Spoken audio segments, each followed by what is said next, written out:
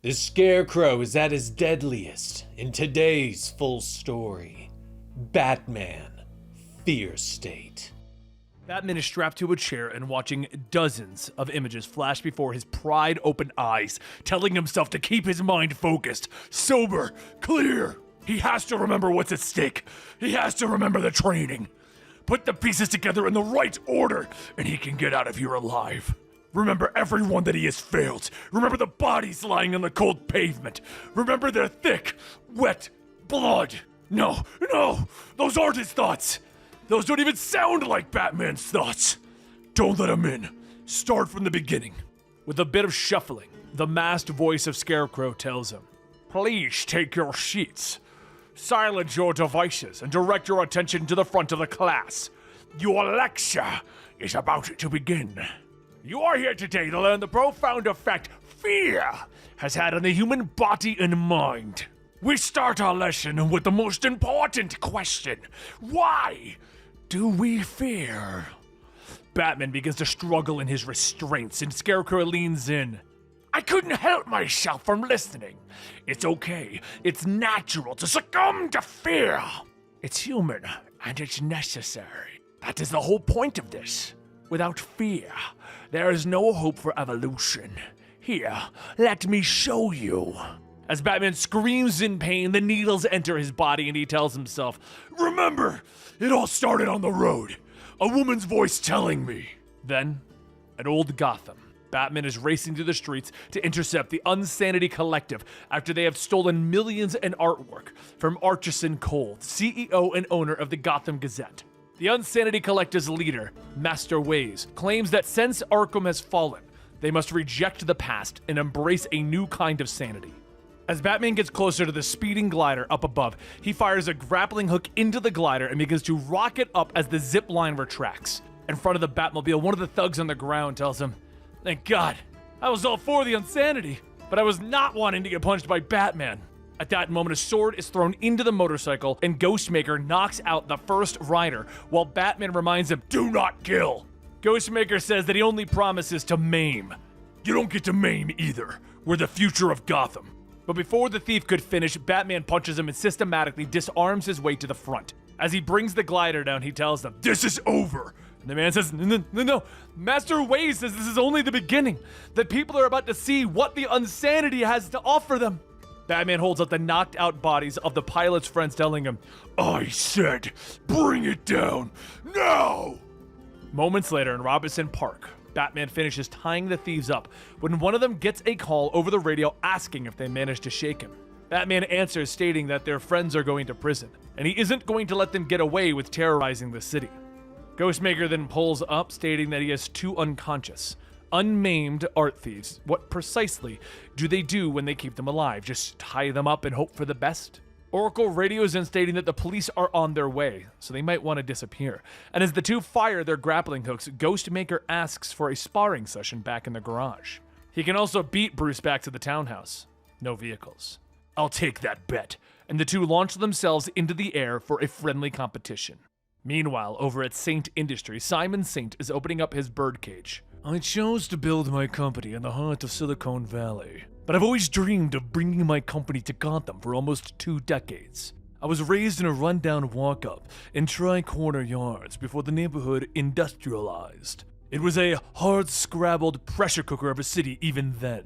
I even looked up to Thomas Wayne, the wealthiest man in Gotham, who decided to dedicate his life to the people as a physician. But here is how the rest of the world sees Gotham now." As Simon turns on the TV, several people are interviewed about their thoughts on moving into Gotham, and all of them say no in their own way. They would never move to Gotham. Can you blame them though? Look at the last few years. The city has been held in a constant grip of madmen. Mayhem and murder have become all too common. The city has a clown problem, and may not be able to keep one of the ringleaders of the Joker War behind bars. The city sits on its hands for another unsanctioned vigilante to clean it all up. So forgive the question, Mandacano, but when was the last time the officers of the city successfully thwarted a major supervillain attack without Batman? The GCPD, like every police force in the country, was created to help people and stop mundane crimes. But you need to stop extraordinary crimes. You need extraordinary, accountable crime fighters. which is why I've designed what I call the Magistrate Program. It features a dedicated group of 1 to 5 specifically chosen peacekeepers deputized by the city. The mayor likes the idea of having city-sanctioned vigilantes and agrees to bring it up to his advisors. He steps outside where he hears about Batman's encounter with the Unsanity Collective, and the reporter states that Gotham has not felt this unsafe since the heyday of the Falcone crime family, the days before Batman. The news goes on telling the mayor that Batman is what saves this city. And while he's hearing about how terrified the city is, Scarecrow is having a peek in through his window. Bringing us back to the current situation and away from the memories, the green glow of the monitor fills the room with Scarecrow placing his hands on Batman's restrained body, telling him, "Hush now, it's rude to interrupt the lecture." Through Batman's muffled screams, he tells himself, "Scarecrow cannot hear my thoughts. He's not really in my head. Scarecrow just wants me to think that. Or have I grown soft while Scarecrow has grown stronger? How can I be sure that he can't hear everything that I'm thinking? No, it's not true. The toxin, or whatever they've done, they're trying to keep me from thinking straight." Scarecrow tightens his grip. "No, I want you to think straight. Memory and fear are intertwined. Memories tell you what you need to fear. Fear brings clarity. Don't run from it, Batman." Batman struggles to free himself. "No, don't listen. Remember how I got here. Remember before I saw the big picture. Remember the straw man on the wooden post." And now we go back to how we got here. You see, earlier news outlets across Gotham and even the world reported on the case of Scarecrow setting up in the mayor's home. However, the strange thing about it is that there was no fear toxin residue on the fibers of that Scarecrow. You see, it was an actual Scarecrow, just to show that he had the ability to weaponize anything. But he didn't, because it was a fear attack that didn't need toxin. And the tension of the city was risen high enough that Scarecrow would be able to get the people panicking in the streets about a straw man. That panic wasn't going to be the purpose, though, not in and of itself. What is Dr. Crane trying to accomplish with this?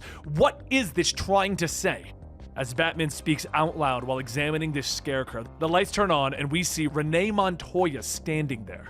"You're contaminating the scene. The mayor convinced me to pick my badge back up, and I got a new commissioner job. Now, I'm not interested in having vigilantes in this case, so I'm going to ask you nicely to leave." Batman looks at all of the officers pointing guns at him. "Yeah, nice and polite." He turns around, throwing down a smoke bomb on the ground, disappearing, and all of the officers quickly rush him. As Renee calls up the mayor to fill him in on what's going on, we find down at Electric Town a crazed man with a mask running down the street, yelling out, "Jungles, jungles, concrete jungles! Down here on the ground, all dead as dirt, already dead, need to put him in the ground." The man is wildly swinging a knife at people, and a motorcycle can be heard with a woman shouting, "Drop your weapon, ne'er-do-well! You're about to get a bit of Gotham City justice courtesy of Harley freaking Quinn!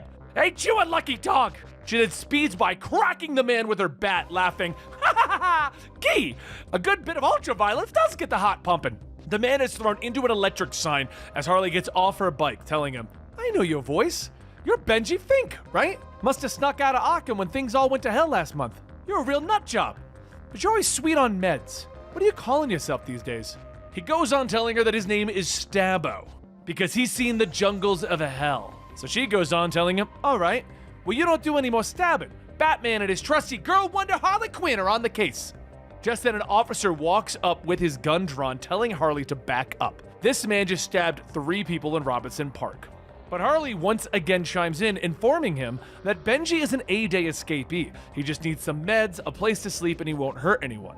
The officer tells her that he doesn't give a damn what she needs, so Harley spins back, smacking the officer. As he falls, she looks over at the other officer, stating, "Oh, well, this isn't gonna go well, is it?" The other officers begin to call him for backup, and then an explosion of smoke happens, and Ghostmaker pops out. "Looks like you could use a hand." "Why would you help me?" "Because Batman is busy, and I'm easily bored, and you fascinate me. But if you'd rather spend the night in Blackgate." A few moments later, the smoke begins to clear, and the officers see a note on Benji's face stating, "Hi, my name is Stabbo. Dr. Harley Quinn says I need my meds." Just then, a well-dressed woman walks up, informing Rex that she is back in Gotham. That means that there's hope. Later, back in Midtown, Simon Saint continues his work late into the night when his assistant, Ricardo, tells him that they have a call from the mayor's office. They have been officially invited to the groundbreaking of the new A-Day memorial tomorrow. They will be honoring the guard that he has been eyeing up, Sean Mahoney. Thank you. This is excellent news. But then a voice whispers, Simon says goodbye. Simon quickly clears his throat, telling Ricardo that will be all, accept the invitation and head home. Ricardo leaves and Simon looks around for a moment and then says, the boy is gone. I am alone. And Scarecrow walks out. You are never alone. The fear is catching. Can you feel it? The way it spreads through the people of Gotham. If you want your magistrate, you're going to need to advance the experiment to the next phase before we are met with interference. This means people are going to die. Can you accept that, or are you too scared to save Gotham? Meanwhile, down in the Narrows, Batman follows up on a lead with the Unsanity Collective. Their attacks seem uncoordinated, as if they're being hired to do these robberies, perhaps by the Scarecrow. Batman walks through the neon alleyway with a man standing in front of a door holding a gun, telling him to keep moving. You picked the wrong alleyway. Batman tells him that he's in the right place. He's looking for the Unsanity Collective. My name is Match. Tell Mater Ways I want in. The next day in Gotham City Hall, the mayor holds a press conference telling everyone that these have been dark days for Gotham ever since the massacre at Arkham Asylum, since the Joker Wars, since Bane City. In times of trouble, the city is always going to turn its focus on the heroes, but often they turn to the wrong ones. He goes on to explain that they don't need vigilantes, that they don't need colorful heroes, and they need to be honoring real heroes of Gotham City, real men whose quick thinking saved the lives of the only survivors in the Arkham attack. And today they'd like you all to meet Sean Mahoney. As everyone is clapping and applauding, Simon Saint walks up, stealing the man away for a moment. He introduces himself as Saint, Simon Saint, the CEO of Saint Industries, and he wants to talk to Sean Mahoney about his future. Elsewhere on the ground, a large man stands over Match, telling him that he's a cop. Mr. Way says that this man isn't who he claims to be, and the large man says it's because he's a freaking cop. They should break this Match's arms and find out if he's got any friends out there ready to raid them. Ways says that he isn't a police officer. He was able to get a few glimpses from the Mind Machine when the man first entered. Breaker's confused, and Ways explains that whoever this man is, he's been training against psychics. Isn't that correct, Miracle Molly? A colorful woman with a prosthetic left eye walks out, stating that she thinks that they're secure enough in what the Unsanity Collective stands for. It doesn't matter if this man is a cop, a Fed, or even Superman. They'll take him for face value and give him the option to start over. That's what they promise everyone. So as they go on trying to decide what to do about this mystery man, eventually, Miracle Molly walks into his cell, telling him that he is coming with her.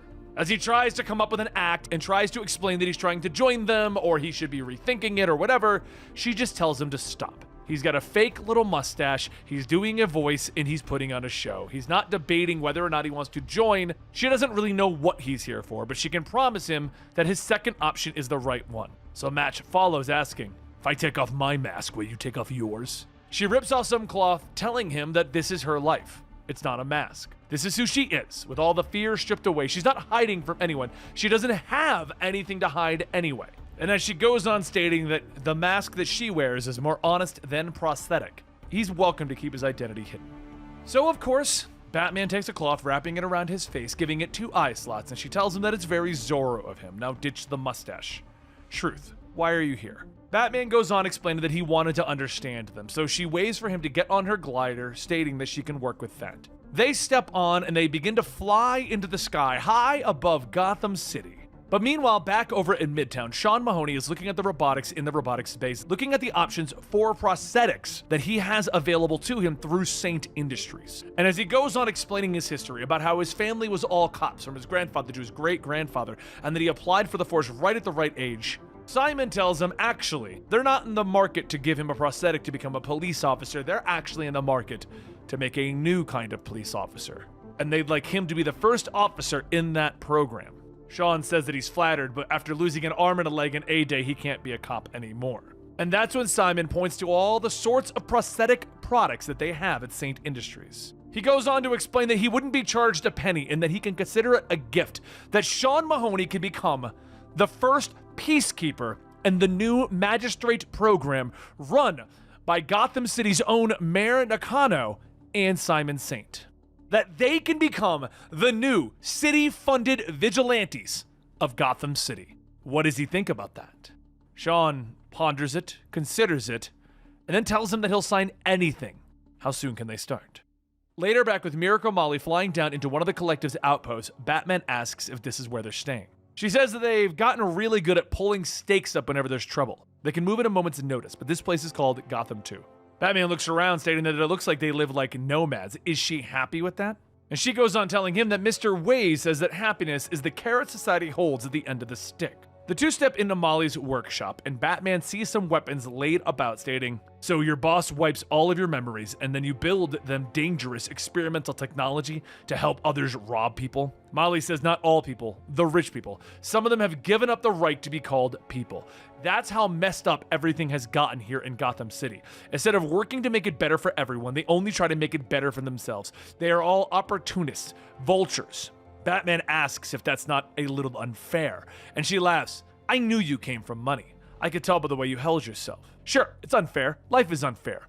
But we haven't left one person destitute in the streets, and we wouldn't." She steps out onto the opening, stating that their city is a broken, beautiful world, and there are broken, beautiful people living in it, and it breaks her heart. Seeing people work themselves to death, playing in a system that does nothing nice for them. A cold, unfeeling system that was designed decades ago and has been falling apart for longer than any of them have been alive. These people dream of being able to afford a nicer apartment, to get a nicer job, and all they want are their own childhoods chopped up and fed back to them to make them feel safe. Society created its economy. The sane think how a person is supposed to think, and the insane don't. Nobody wants to be crazy, so they all buy into society's version of sane. Mr. Waze wanted to break the system, break the whole economy. They aren't insane, we're post-sane, unsane. We've seen past society's vision of sanity. Batman asks, and what does that future look like? The one where we embrace what technology can do to make us better, make us more ourselves than we are allowed to be before. The people of the city are scared, Batman. Batman pauses. You knew? Of course I knew. It's in your voice. If I had any doubt, it went away when you didn't react to the view of Gotham, hundreds of feet in the air. Most people would have reacted harder. When I started, I put on the costume because I knew that the criminals of the city were a superstitious and cowardly lot. You're smart enough to see that it's not just the criminals, right? This world makes cowards of us all, too afraid to go down uncharted paths towards salvation. Do you ever wonder how much stronger you could be if you just let your past go? Could that version of Batman actually save Gotham? As the two look out on the city, Batman tells her, I don't know.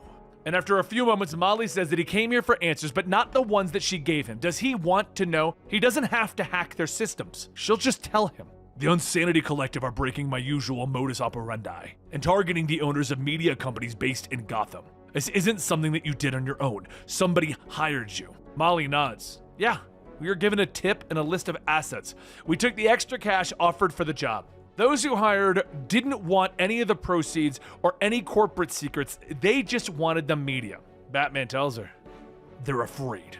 Yeah, we wanted to scare them, but we had nothing to do with the mayor or the scarecrows that are popping up. Is that why you're here, Batman? To find out what is going on with the mayor, the scarecrows, and everything?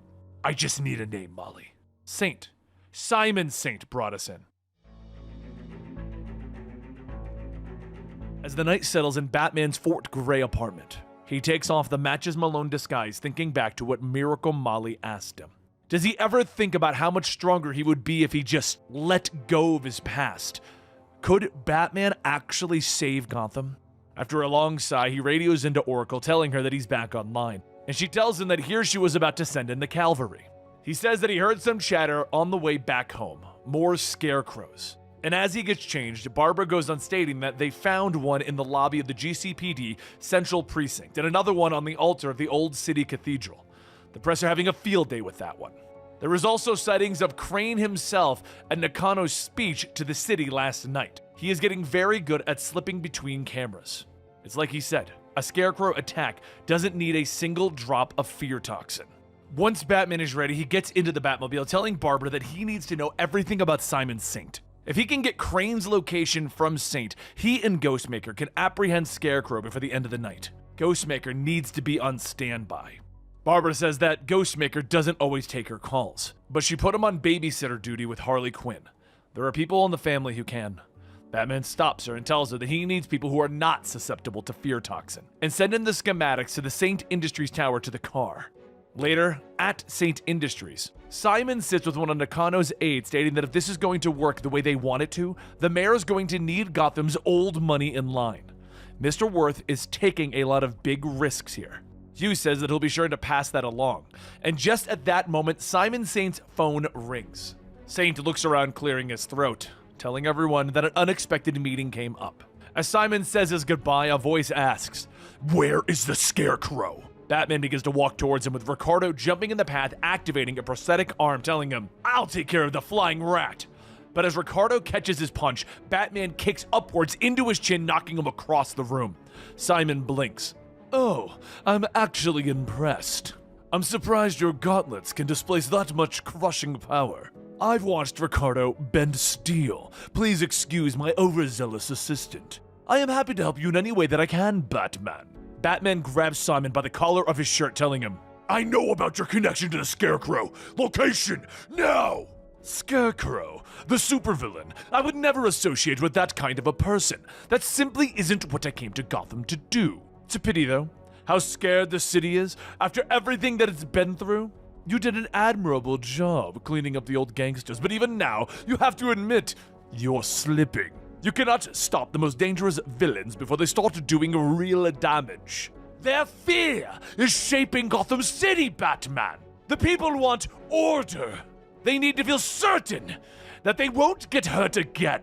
And honestly, Batman is old news. My idea of crime fighting, the Magistrate's program, that is tomorrow's news. I am not here for your corporate pitch. Perhaps a demonstration is in order. The doors open up as a large, towering man in armor walks forward. Simon tells him, "I would like you to meet the centerpiece of the program. His name is Peacekeeper 01. Before Batman has a chance to react, Peacekeeper grabs him by the cowl, throwing him against the glass ceiling, letting him fall back to the ground. He then steps forward. "Stay down. You're under arrest." "I was just wrapping up the fine print with a man from Nakano's office before your arrival. Gotham City has greenlit a pilot program of the Magistrate with the express intention of stopping all mass threats in this city. Peacekeepers will resolve this terrible Scarecrow plot and stop his allies in the Unsanity Collective. Who knows what horrible thing they'll do next? Those punks aren't put down quickly. We could have something far more daring than we've ever seen from them so far. They could even blow up City Hall." Just then, there's a massive explosion across town. Batman yells out, but Simon informed him that Peacekeeper 01 will make the anarchists pay, and then he'll capture their benefactor Scarecrow, putting him behind bars. No more vigilantes. Gotham City will now have paid superheroes on the GCPD's payroll. So once they take care of Scarecrow, they'll be getting rid of the little nest of vigilantes in little bat costumes infecting this grand city. With that news and the explosion happening, Batman decides to leap into a battle with Peacekeeper 0, lunging in for a strike. But as Batman begins his battle, the news outlets across the city begin to report on the explosion at City Hall. Miracle Molly is watching, stating that they're going to blame all of this on her group. They're going to need help. They're going to have to reach out to Batman. But back with Batman, he's fighting against Peacekeeper 0 as Simon Saint escapes with a helicopter up at the Magistrate's skybase above Gotham. The computer welcomes him onto the bridge as he tells the computer to pull up Mahoney's vitals. He wants to see how their Peacekeeper is holding up in the action. The computer says that Peacekeeper 01 is operating at 86% efficiency. Support team is breaking down the weaknesses in Batman's armor. Simon laughs. Our first go-around with Batman is a victory in itself. But let's get word to our man. He needs to stop playing with his food. Back in the tech building, Peacekeeper tries to convince Batman, as much as you think you're helping, you're not. People are scared. They are hurting Batman. The people of Gotham deserve peace. They deserve order. They deserve better than a Batman. But Batman jumps down, kicking with both of his feet. Simon Saint just bombed City Hall. If he wants order, how could you stand by and let that happen? Peacekeeper's confused, asking, do you really think that Saint went down there himself, planting the bomb? As he slams Batman's head through a wall, telling him, I made sure no one was going to get hurt. Mr. Saint just wanted to shake folks up enough to let us do the work that needed to be done. I planted the bomb. He pulls back, throwing Batman into the ground with enough force to sink him in, and then grabs him by the cape. At that moment, his arm changes into a blade. Gotham is rough around the edges, but it worked until you and that turncoat cop hater Gordon turned it upside down. With enough free room, Batman takes out his grappling gun, firing it. As the anchor wraps around Peacekeeper's wrist, he whips his arm back, catching the gun, crushing it. What do you think's going to happen here? You're going to arrest me, unmask me, and the people of Gotham are going to cheer? Peacekeeper looks at him. No, I'm going to kill you, and then take out the rest of your hippie friends. They go back and forth, over and over, with Batman planting bombs and missing the entire time, until finally he sees the opening. He detonates all the charges he placed around the building, beginning to run out of the hole he made in the wall, and he jumps out without his grappling gun, free falling into the upper stories of Gotham City, with no support. Peacekeeper looking in awe, and he radios back. Ghostmaker should be. At that moment, Ghostmaker rockets downwards, grabbing Batman by the arm, firing his own grappling hook, whipping the two of them onto a nearby building. As they get back up, that was wildly irresponsible of you. I knew you'd figure out my clues. It turns out Batman was setting off bombs as a signal to Ghostmaker. Back up at the top of Saint Industries, though, Peacekeeper reports that Batman is in his sights. He can pursue, he can kill him, he can make him hurt. But Simon tells him no. It's time for Peacekeeper to save Gotham City. Ghostmaker begins to stitch up Batman, telling him that he has an extra suit in the back. Batman's surprised that Ghostmaker stole one of his suits, but Ghostmaker explains that they can go over that later. The news mentions that Sean Mahoney, Peacekeeper 01, and at the notification of Sean Mahoney, Harley spits out her coffee. Wait, did they just say Mahoney? From Arkham? That guy's a sadist! Insecurities in all the wrong places. He kept getting in trouble with Dr. Arkham after roughing up the inmates. And this is back when I was a doctor there. Batman states that all of the records from Arkham were destroyed in the A-Day attack, when somebody blew up Arkham Asylum and killed half the inmates. The city thinks that Mahoney's a hero.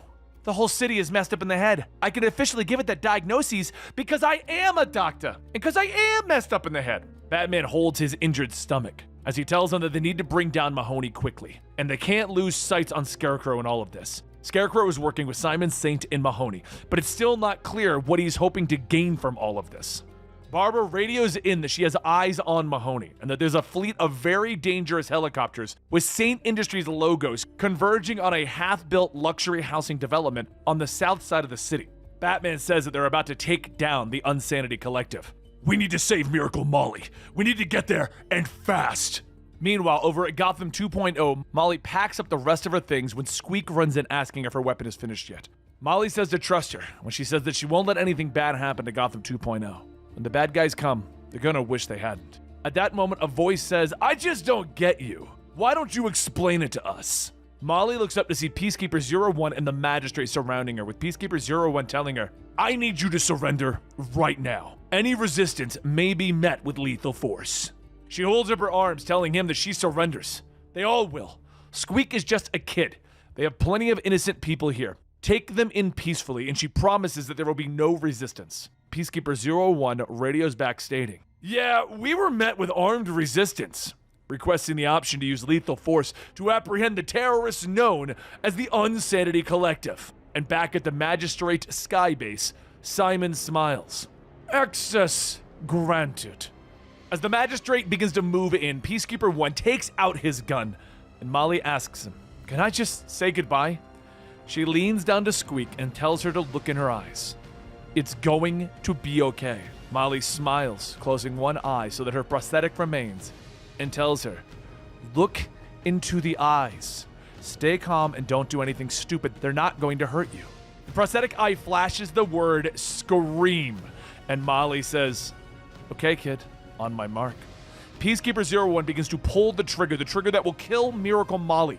But Molly drops to the ground, slapping Squeak's weapon around her neck. I haven't worked out the bugs yet, and it might shatter my eye, but desperate times? As Molly stays low, Squeak screams, sending out a massive shockwave, knocking Peacekeeper on the ground and all of his magistrate followers.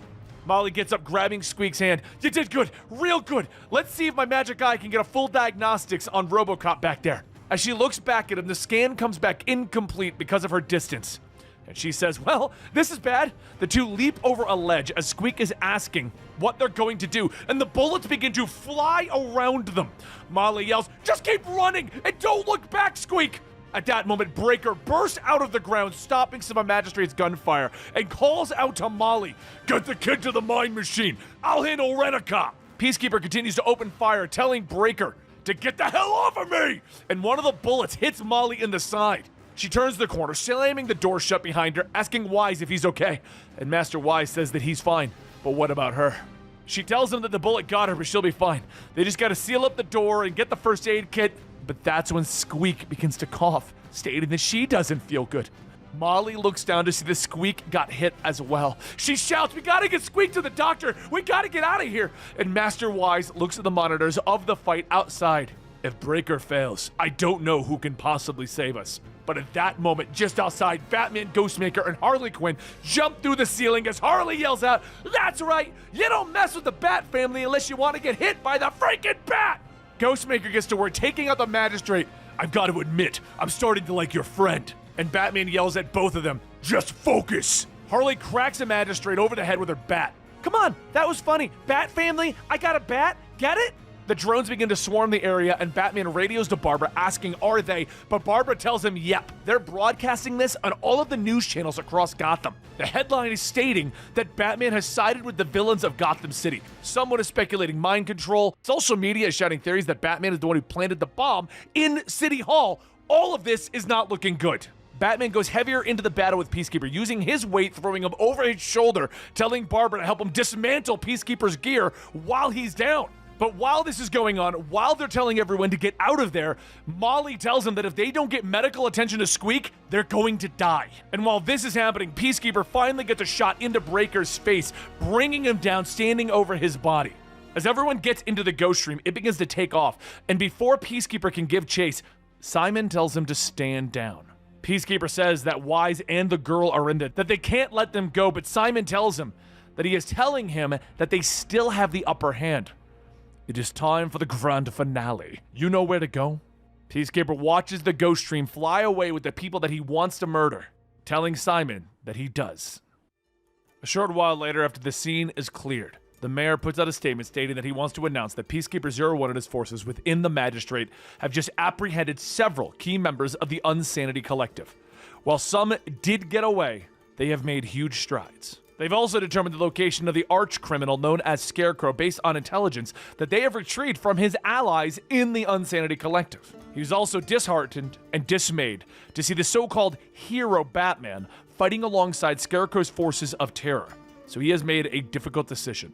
Effective immediately, he is expanding the authority of the Magistrate to dismantle all costumed crime and vigilantism in Gotham City.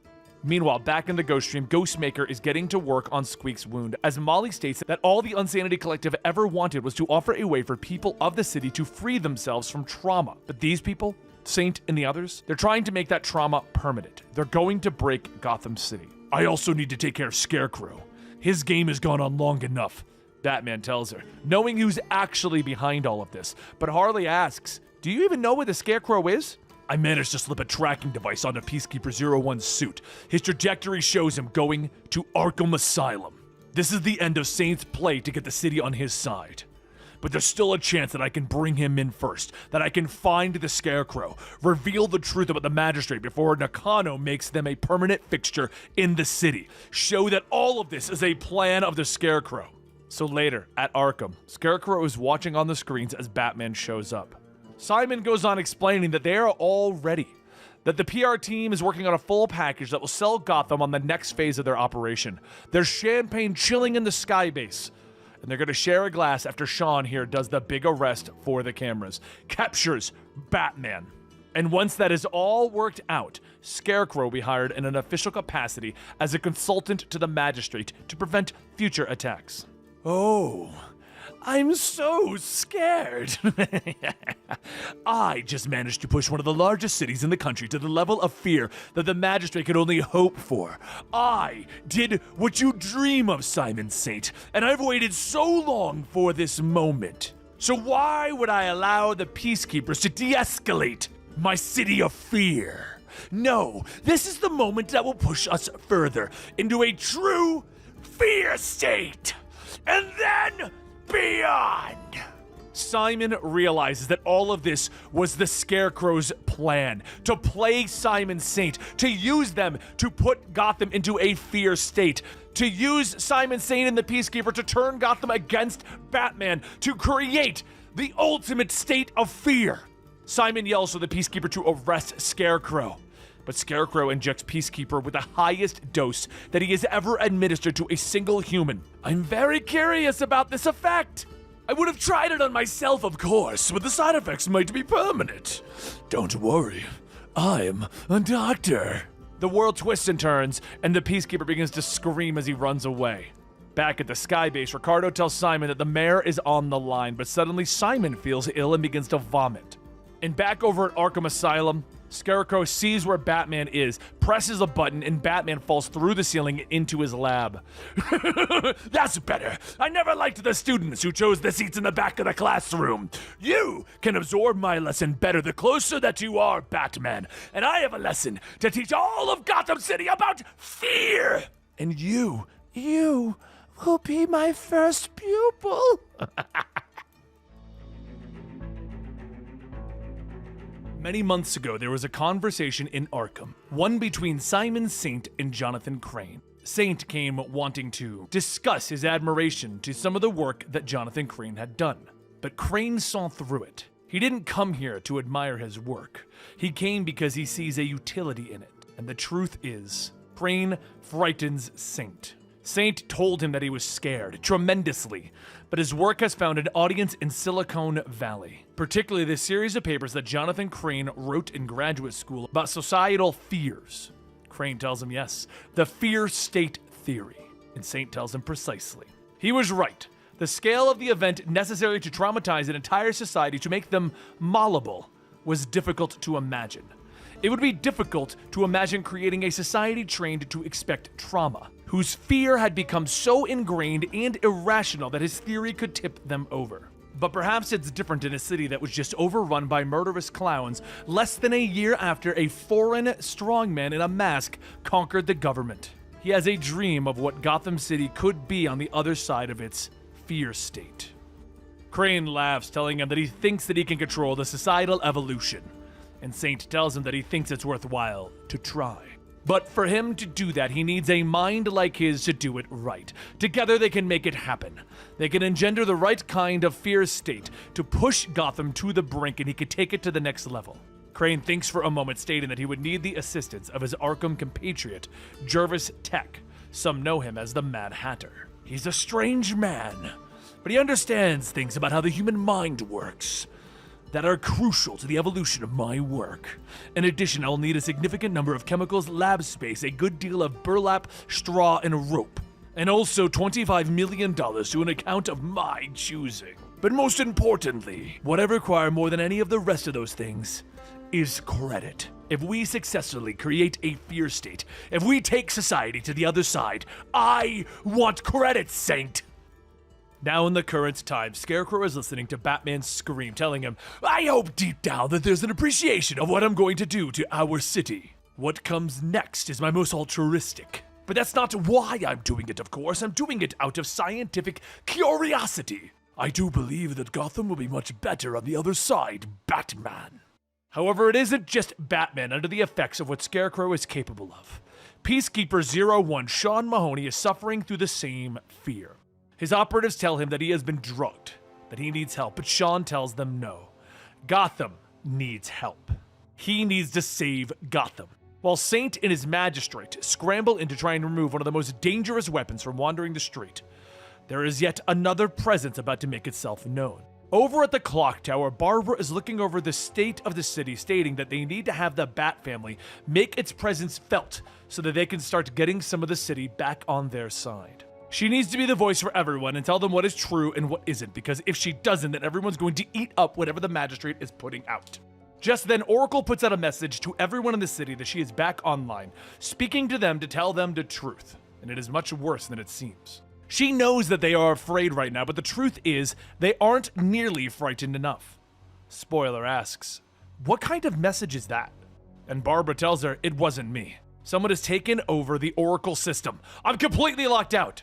Oracle, or at least the fake Oracle, continues to tell the city that the mayor is hiding, the Scarecrow is on the loose, fear is spreading in the city, and they can be sure that the air that they are breathing is filled with his poison. Probably not just the air as well, it's also in the water that they are drinking. The magistrate can't save them. They are just a new oppressor. High in the skies over the city, they don't care. She wishes she could tell them that Batman is coming, but he can't anymore. Because Batman is dead. And his little costumed friends are going to die soon too. The only ones that you can trust are yourselves, so hunker down, arm yourselves, and get ready for war. This is Oracle, and I will only tell you the truth, the real truth, the one that you don't want to know. And as the message ends, Barbara tries to figure out how this is even possible. How could someone hack the Oracle system? But at that moment, a second message comes in, played only to her. This city does not want your old truth. It wants ours. So we're going to give it to them, cutting you out for good. Bye-bye. Suddenly, Barbara's computer station explodes, knocking everyone down, and as she gets back up, Barbara says that they need to get in touch with everyone. This is about to get much worse. Meanwhile, below Gotham, in Eden, Harley and the Gardener continue to keep the Unsanity Collective safe from the outside in Poison Ivy's hidden grove. But while trying to plan their next move, Gardener tells Harley that she thinks she might know a way to save Ivy. There is a piece of her that is missing, and it's somewhere in the city. And if they can reintroduce that part of her that she's lost, maybe they can bring back the woman that they both know and love. What they are seeing here isn't Ivy. It's a strand of the original mother plant. A dangerous strand that grew in darkness and took her name from a kind of ivy that never needs sun. Just then the vines grow out and a voice tells her, yes. And they look up to see Queen Ivy as she tells them that the gardener has defied her and brought so many down into her domain. Their blood will fertilize her children. Harley fights through the growth, hugging Ivy, stating that she missed her so much and she's so glad to see her. She is so sorry that she ever let her out of her sight, and I love you so much, Ivy. But Queen Ivy whips her arm and a vine reaches out, grabbing Harley, pulling her away, telling her that this is not the path that she wishes to go down. She can't let her back in. She can't let anyone back in. Harley says that she gets it. Please, just listen, Ivy. All of these people here, they're hurt and they need a safe place or they're going to get killed. You've always been my safe place, so please let these people stay and heal. Not forever, but just a little while, please. Ghostmaker says, I can do you one better. Your pheromone abilities can calm the war that is brewing on the surface. End this before it has a chance to get started. Queen Ivy says that she will not interfere with the war that is happening above unless anyone is foolish enough to move against her. And their friends can stay for now. Harley tells her thank you, but Queen Ivy just looks at her and then leaves. Watching Ivy go, Gardener says that even that part must love her through all of this anger. Harley looks over asking how do they find the missing piece of Ivy? She wants her Pammy back. And Gardener says that she might have an idea. But meanwhile, back up at Arkham Asylum, Scarecrow is now kneeling over Batman asking, can you feel it? The future of Gotham is forming beneath us. All the pieces are in place. Embrace it! Evolution is good! It's painful, but it's good. Batman tenses up, breaking through his bindings, punching Scarecrow, yelling, I won't let you do this! And as he runs to escape, Scarecrow gets back up, telling him, there's no stopping it now, Batman! There's no way to turn things back. The only way forward is through the fear state. Batman 112 and 113. As the peaceful commercial of Simon Saint plays over the intercom of Arkham, he tells everyone that he believes in this new type of Gotham. But right now, that isn't what Batman is thinking or even seeing. Right now, as Batman is stumbling through the halls, he's calling out for help because he actually believes that he is losing his mind. However, this isn't just the fear toxin in Batman's system. This is something else. He can't trust his eyes, so he needs help. Can anyone hear me? I need help! With no one answering his call, Batman crawls the rest of the way to the Batmobile, managing to pull out the antidote, quickly stabbing himself in the chest to awaken from his nightmare. His eyes shoot open wide as he sees Scarecrow walking towards him, shouting, this isn't real! You aren't real! Scarecrow climbs on top of the car and begins to press down on the windshield until it shatters, but as Batman blinks, it all fades, and he's mostly okay. He sets the computer to bring him home, calling over the radio that if anyone can hear him, Scarecrow is using some kind of experimental mind control tech. He can't tell if his brain's been compromised. But right now, Batman isn't the only one under the effects of fear. Sean Mahoney is wandering the streets of Gotham in a similar daze, ignoring any and all calls from the magistrate to return to the base. Then he sees it a street full of bodies. He was too late. He was supposed to be Gotham's new hero, the government-funded vigilante. How can he be a hero if everyone is already dead? However, what Sean doesn't see is that all of those bodies are actually people who are alive, because he is seeing those infected like the people back on A-Day. Sean needs to purge these creatures, and he will cut them down and be the hero of Gotham City. But over at the clock tower, Batman climbs onto the balcony with Cassandra grabbing him, throwing him to the ground, thinking that he is an intruder. When she sees who it is, she asks, "You're alive?" Barbara comes out stating that he looks like hell. What did Scarecrow do to him? "I've been thrown off of my game. But why does Cassandra think I'm dead?" Barbara says, has he not heard the messages from the new Oracle? Barbara explains that she was going to put out a message like she did during Joker War to help calm the tension building in the city, but someone hijacked her feed and began to spread even more misinformation over Gotham. "Our priority needs to be finding Peacekeeper 01. And where's Ghostmaker?" Barbara patches him in and Ghostmaker appears on the screen stating, "I presume that this means that the reports of your death have been greatly exaggerated. Are the Unsanity Collective safe?" "Well, it's a bit complicated, Batman. Harley led a lot of them to a strange jungle growing beneath the sewers. Poison Ivy is here, but she seems to have gone feral. Is the situation stable, Ghostmaker? If it is, I need you to meet me at the garage. My mind's been compromised and I need help." Meanwhile, back with Simon Saint, he tells Ricardo that he's sorry for this. He wanted to take time to outfit this a bit more carefully, but it's going to be painful. Ricardo settles into a paw, telling him, "It's okay. I believe in the magistrate. I believe in everything that has been said in those commercials. I'm all in." The dome closes, and Simon tells him, "Good, very good. I knew that there would be a time that I'd need a peacekeeper that was off the books, equipped with the weaponry that the city would never sign off on. So officially, you do not exist. Your mission is to apprehend Sean Mahoney. If Sean resists, you are to kill him and retrieve his armor. We need to take back control of the narrative before it's too late. Understood?" Ricardo steps out wearing a set of black peacekeeper armor with an X on his chest. "Yes, sir. I believe in the new Gotham City." Meanwhile, Renee Montoya sighs as she sits at her desk in the GCPD, telling her officer that he better be coming back with something.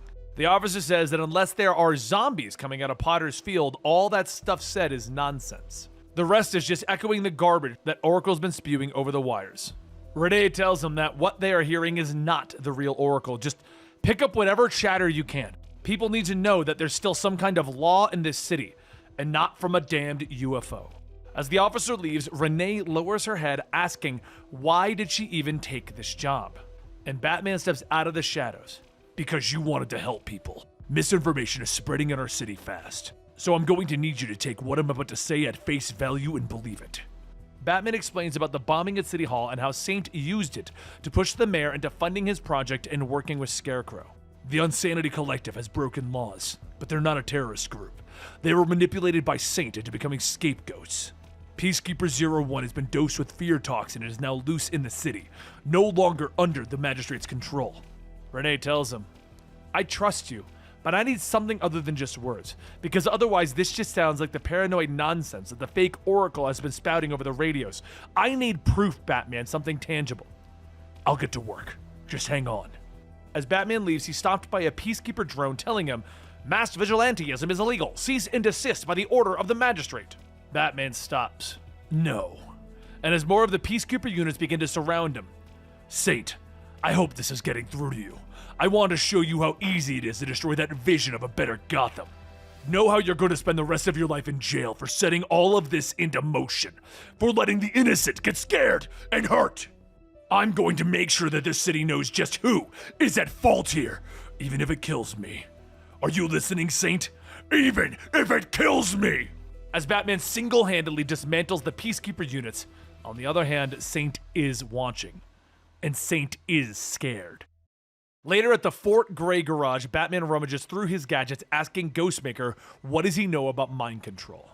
Ghostmaker helps him set up, stating that that is a truly magnificent question. But Batman goes on explaining. "When I was in Arkham, Scarecrow got inside of my head. It wasn't like my usual experience with fear toxin. It was like someone was in my brain, pushing down on the fear center. I need to know if anything was planted there. Batman fits himself with a headset with Ghostmaker asking, a bat mind control helmet? If you think that, we should go through the rest of those boxes sometime. Ghostmaker puts on his headset asking him why though. And Batman says that there is a risk of burning out the moral center of a user's brain. Only a small one, but enough. Ghostmaker says, so only a psychopath could join you in this. Haha, it's more than I'm okay using you as a guinea pig.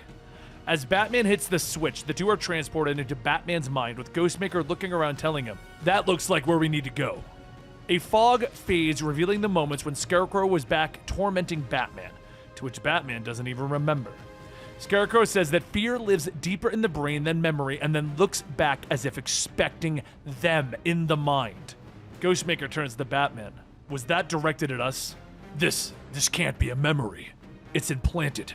I'm having trouble focusing. The Batman projection of himself screams as Ghostmaker asks, well, what do we do? Do we kill it or does it kill you? How does this work? I don't know, Ghostmaker. The projection attacks and Ghostmaker yells, next time, write some instructions. Wait, none of this is real. So we should be able to kill these strange copies, right?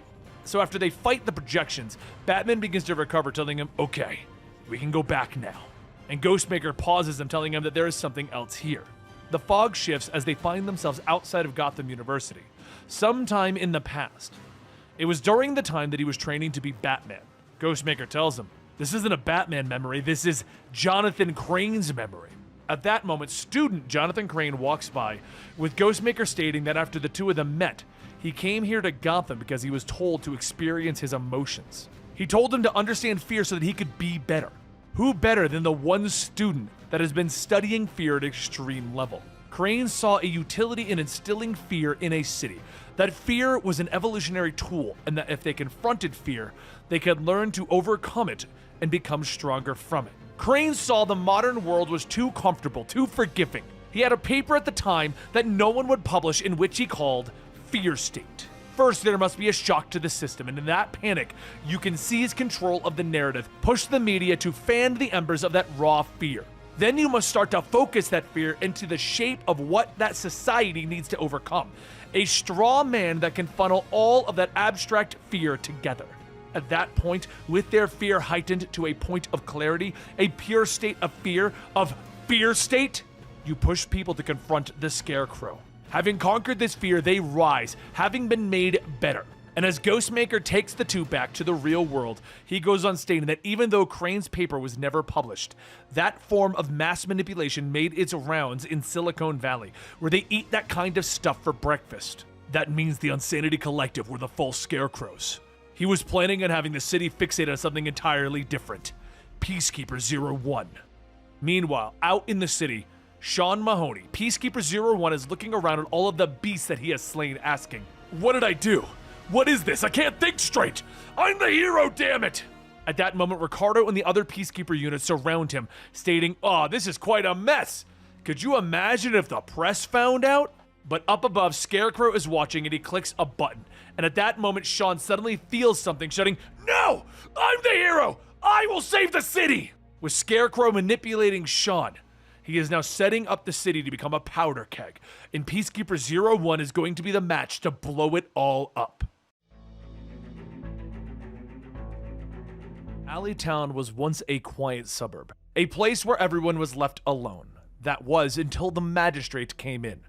People who lived there found shelter in their homes, watching the outside world in fear, but knowing at least that if they stayed inside, they were safe. But that was just the spectacle of fear, the illusion of safety created. That is why Clayface has gathered others like him, others who know that this system needs to change. To know things should be different, and it is their chance to atone. But while Clayface, Croc, Knockout, Cheshire, and Firefly all do their part in stopping the magistrate from digging its heels into Alleytown, Catwoman tries to make sense of it all.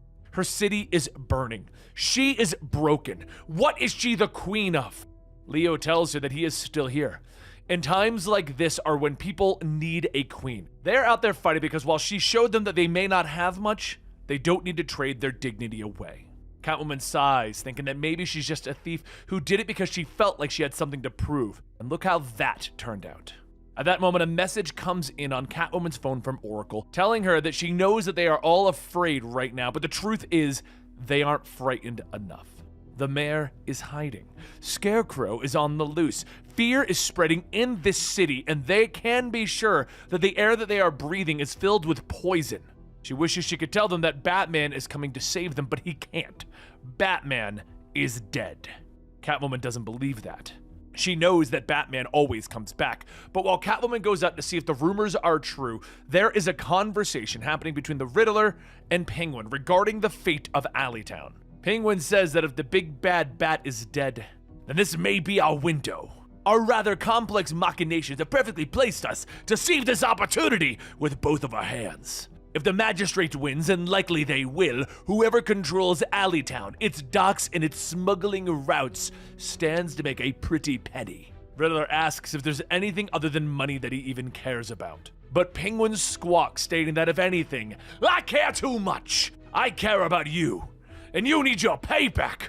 After all, Catwoman swindled us both out of our fair share. Riddler says that he does love payback. But there might be an even bigger opportunity at play. They have a key ingredient to Saint's little drug right here in Alleytown. Penguin asks, Ivy? If we can get to her, I can engineer the drug, and we can control Alleytown. We'd both have the one piece of evidence that is likely to sink Simon Saint. But back with Catwoman, she speeds through the streets, but is stopped by a spike trap laid out in the road. Before she even has a chance to get off of her bike, magistrate bots surround her and tell her to come peacefully, or she will be met with deadly force. She grabs her whip, grabbing a hold of one of the drones, swinging it into the crowd, giving herself an opening to escape. As Catwoman runs into a corner, she turns back asking, "Why do you think you have me cornered? This is Alleytown. There's a surprise waiting around everyone." At that moment, Cheshire Cat jumps down off the building and both her and Catwoman begin to take out the bots. Once clear, Cheshire asks her, "You were leaving, weren't you?" Catwoman tells her only because she has to find him and make sure that he's... But Cheshire stops her. "You were right the first time. I wouldn't believe everything you hear on the radio. It's fake. Come, I'll show you." As Catwoman follows, Cheshire Cat says that she found this dish when she was scanning frequencies to hook up another access point. They faked the announcement. They knew it would create fear and bring her out into the opening. But as the fake Oracle continues to broadcast her announcements, there are a few others wandering into town in search of someone. One wears a suit and the other can control plants, and the other with red and blue hair carries a baseball bat. Next up in our continued adventure of what is going on around the city of Gotham during Fear State, we have Nightwing 84. Let's see what's happening over in Bloodhaven. High up on the buildings of Bloodhaven, it's easy to just clear your mind and think. But as Nightwing takes a bite of his pizza, he thinks about all of the things that he is doing now. It's easy to fight the bad guys, to save a life. That is something that he's used to doing. But fighting an entire corrupt system, saving a whole city, there's no training for that. He's just in it now. He stood in front of the cameras without his mask. He told the world that he was going to transform the city and that Bloodhaven was his responsibility. But as Nightwing jumps down to go on patrol, he hears a buzzing in his ear from Oracle. No voice, just buzzes. He listens closely and hears that it's not just a random static, it's a pattern, an encrypted audio. Park Row, Gotham, midnight, don't respond, don't make contact, communications potentially compromised. After getting a dog sitter for Haley, Nightwing heads off into Gotham thinking that he might take this time to reflect a bit on things that he shouldn't be doing in Bloodhaven. Like right now, you can look up into the sky and see a giant floating fortress surveilling all of Gotham from above. Surely that isn't what you're supposed to be doing right now, right? Navigating in the dark was never that hard, but with the magistrate drones scouring the streets, it's made things a bit more difficult for Nightwing. As he reaches Park Row, he calls back to Oracle asking if she's there, but something doesn't feel right. It feels more like a trap. A spotlight then shines down and magistrate drone officers begin to fire down. Nightwing jumps up, beginning to take them down one at a time, moving from one to the next. But as more begin to show up, he realizes that he can't take down all of these drones. The numbers just aren't in his favor. That is until he sees a shadow, and Batman lands feet first onto one of the drones as Nightwing goes back to bashing the robots. "Hey, what's up?" "I was following the buildup of troops. Didn't know they were coming for you." Nightwing laughs, tells him, "It's always nice to have company in a death trap, but I received an encrypted message from Oracle asking me to come to Crime Alley. Batman punches one of the bots. Oracle systems have been compromised. You can't trust any communication from her network. The two continue to bring down more and more of the drones, but as more and more of them show up, they decide that it might be time to change tactics. They break open a window and they run through the building, telling people not to worry, they'll pay for the damages. Once they get ahead of the drones enough, Nightwing and Batman slip into the sewers, where Batman says that someone is using Oracle's system to spread lies and fear across Gotham. They need this person stopped. Nightwing tells him not to worry. They'll stop them. They'll get the network back up and running again, and thanks for the save. Batman turns, beginning to leave, telling him, I watched my parents die in that alley. I wasn't about to let it happen to my own son. Later, over at the clock tower, Barbara asks what is he doing in Gotham, and Nightwing says, well, Oracle called him back from Bloodhaven, or more accurately, whoever is posing as her lured him into a death trap. Barbara gets up yelling, that's it! I can't do anything from here! I can't find out who's doing this or where they're doing it from, and I can't shut them down. At least, not remotely. Nightwing tells her to hang on. There's a hostile army in the streets, and she has experimental tech holding her spine together. Just tell him what to go look for and where. Barbara says no. The system that she built is being used to hurt the city and their friends. And her family. This is now Batgirl's fight. Next up, we have Batman number 114.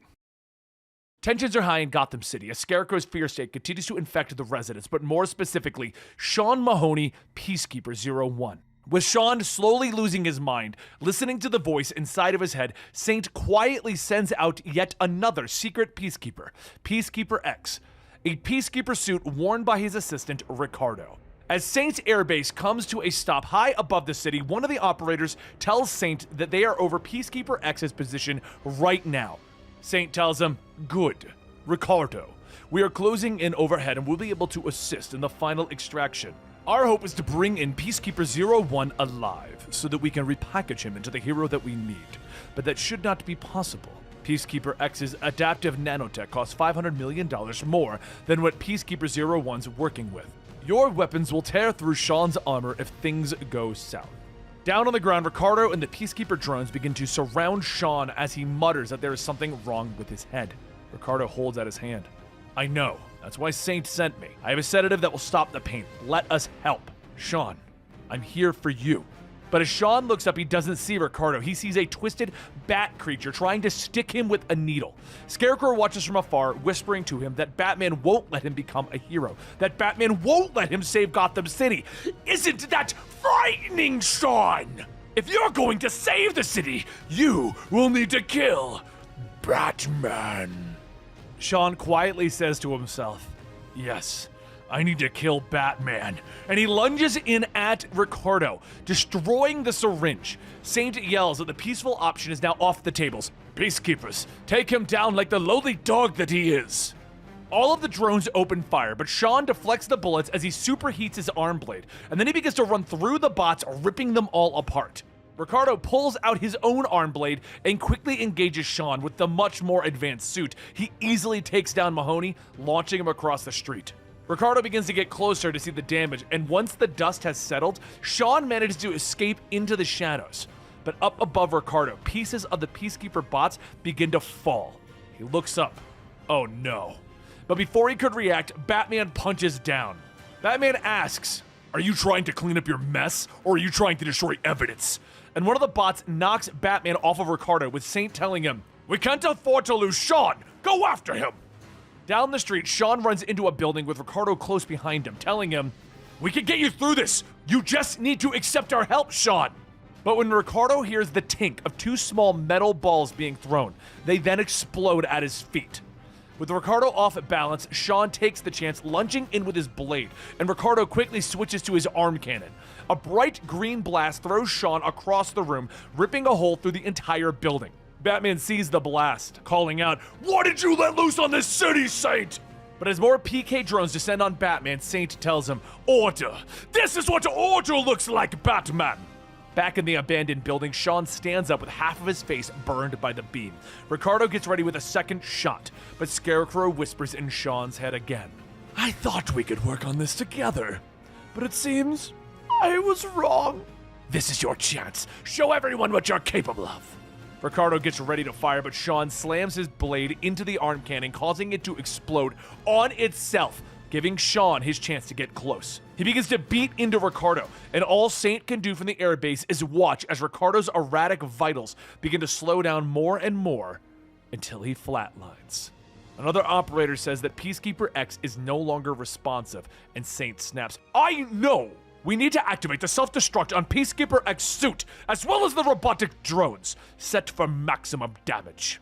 The first operator says that a blast like that would take out the entire block, and Saint shouts, "I know that! Do it!" Seconds later, all of the drones begin to explode, destroying everyone around them, nearly taking Batman out in the process. But as Batman pulls himself out of the rubble, he hears a voice calling out to him, telling him that this all looks bad, but this is just the beginning. Miracle Molly flies down on her glider, holding out her arm, telling him she knows how Scarecrow's getting into people's minds, and she has an idea of what he's going to do next, and they are running out of time. With each passing day, the magistrate's hold and presence grows within Gotham City. As the rules and regulations get tighter, Saint's private military begins to show signs that they can't maintain their control, that the city officials have grown concerned. Mayor Nakano holds a meeting, and Saint says that he is aware of their concerns, but they are a PR problem. Nakano tells him that he has concerns about what this means to turn over Gotham's policing and security to a private company, especially one that has displayed so many missteps. There is a legitimate point about the systems in place that needs to be a part of their final vision. Saint stands up in his office. "Your office, Gotham City, has tried and failed. This is where the magistrate will not. The city will not have a future if you don't act now." With everything going on in the city, Nakano is still not convinced to give up security of the city to the magistrate. But as Saint is leaving, he realizes that the men in this office are not magistrate. At that moment, a red-headed man walks in a security uniform, and he tells the mayor that his name is Nero 19, and he is the king. As Nero pulls out his gun, Nakano ducks behind his desk for cover, and Nero tells him, "There is no one that I report to, no one greater than I, and any man who calls himself greater must die." Nakano escapes through a chute behind his desk, jumping out of City Hall as the magistrate begins to move in to save the mayor of the city. But the security that Nakano runs into is part of the group trying to capture him. Then a voice tells them, "Let him go." And Batman slams one of the men down, asking, "Who do you work for?" The man doesn't answer, so Batman begins to take out more of the security detail, one by one, asking, "What do you want with the mayor? What is this?" As Nakano is thrown into a car, it speeds off, with Nakano asking, "Who are you?" And a man points a gun at him, telling him, "Who we are isn't important. What is important is that you die today. You will be the 5th to die, but not the last." Nakano jumps out of his seat, reaching for the steering wheel, yelling, "I'm not going down without a fight!" And he manages to jerk the wheel enough to flip the car on its side, skidding down the road. Batman begins to rush over to try and help him out, but when he gets there, he finds Nakano has already escaped. The driver crawls out yelling, "I will kill Nakano! For the king!" And Batman punches him, telling him, "There is no king, only jesters." But down in the sewers, Nakano is swimming up into a tunnel, slowly pulling himself out. And as he gets up, he begins to look around for an exit, just wondering how much sewer can one city have. He then notices something red on the ground, and it's pulsating. He takes out his phone to shine a light on it and get a better look, and that's when he sees a growing mass on the ground with several pods attached to it, all with creatures growing in them. Creatures like the one inside Vile. And now maybe you'll start to understand why the city of Gotham was allowing Saint to take over. There was nothing but fear being put out into the city, which is what Scarecrow played on to create our fear state. But at the back of this particular issue, there is a Task Force Z short, which kind of sets up the Task Force Z storyline. Let's get into that Red Hood story. There's a loud thud as Deb Donovan is thrown onto the ground, and two men discuss what they're going to do with her next. One says that she was with Red Hood. They can't just... And then suddenly the man is thrown into a car as Batman swings down, taking down the second. "I told you to stay out of this." Deb says that she was going to, but he dragged her back into it. You know each other, right? Batman looks up to see Red Hood fighting off more armed thugs, and Batman sighs. "Yes, I know him, but we need to get you out of here. We can't be here when the police arrive. Deb asks what about Red Hood, and Batman looks over again at Jason Todd, his former sidekick. He could take care of himself. After getting Deb some distance from the scene, Batman returns just as the police show up, telling Red Hood to drop his weapons or they'll open fire. A batarang is then thrown, disarming the two officers, and Batman says that he'll deal with Red Hood. Come on, time to go. Red Hood tells him that he can go, but there's something that needs to be done first. More police pull up, and Batman yells, "You can leave now or not, Red Hood." Red Hood tells him, "This isn't your case, not your call." Frustrated, Batman fires his grappling hook, telling him, "Damn it, I can't protect you from this." And he swings up into the shadows. Red Hood then picks up one of the thugs. "I have ways of making people talk." And the thug tells him, "Screw off!" pulling a pin on a grenade. As the grenade goes off, knocking Red Hood out, the police surround the unconscious body. But the thug who pulled the pin runs up holding a badge. He flips out his FBI ID, telling them, "We have jurisdiction. You can call it in, but the Red Hood, he's our assignment." Later, Red Hood sits in chains, demasked, and a voice tells him, "Hello. Aside from some minor cuts and contusions on the capture, you have no complaints?" Red Hood simply replies, "5 stars. Would recommend it to all my friends." I get the joke, but I feel like I should remind you that you no longer have any friends. You are a wanted man after all. In fact, there aren't many laws that you haven't broken, Red Hood. But enough of that. Let's get these chains off and begin your redemption arc. Wait, I'm not under arrest? Then what is this? A job interview. I'm putting together a team that is dying to meet you. And that concludes Detective Comics 1043, which explains how we lost Gotham and explains how Red Hood ended up with Task Force Z. I'm going to link our Task Force Z comic down below, but let's move into Batman number 115. When we last left off over here, Batman was just in an explosion that was supposed to stop Peacekeeper 01, and Miracle Molly showed up telling him that she knows what Scarecrow is doing, and she has a plan. Up in the sky, Saint is looking at the destruction of his bots, as well as the destruction that Peacekeeper X's suit caused, telling his staff that he wants them to recover Ricardo's body. He needs to see it for himself. Maybe there's still a way. Maybe his brain is still intact. Another assistant says that there is a call from the mayor's office, and Saint yells, "Not now! I need to think. I need to breathe." But as he stumbles away, another researcher comes up stating that they have run a few seismic tests, and they have found something very concerning. There's some kind of plant growth in the cave systems underneath Gotham. A vine system growing up through the bedrock. If Ivy uses her abilities to their full extent, she could collapse Gotham. It could be even worse for Gotham than the fabled No Man's Land. Not only are they losing Gotham to their own peacekeepers, but Poison Ivy is also a threat. Saint screams, slamming the researcher against the wall, shouting, "Gotham City is insane! It's filled with dangerous criminals and it all should be destroyed. The city should be wiped off the face of the earth." But then he stops for a moment and thinks, telling the researcher to give him the tablet. He looks it over and then calls out to everyone to call back their forces, converging on his mark. He has a new target for them. Meanwhile, down in the sewers, Sean Mahoney, Peacekeeper 01, is limping through the water, asking himself, "What did I do? Oh God, what did I do?" Scarecrow, still in his head, tells him, "You did what you had to. For Gotham. Look, you're a bad guy and you're in my head. No, I'm a doctor. It's the city that's bad. It's sick and I have the cure." "What's the cure?" "You are. You're the cure, Sean." Back up on the streets, Batman is following behind Miracle Molly as she asks, how is he so calm during all of this? Isn't he scared? Batman swings. "Of course I'm scared, but I'm not just scared. I'm angry. Angry for all the people in Gotham. Angry for my family. I need to do what I need to make sure that no one else gets hurt."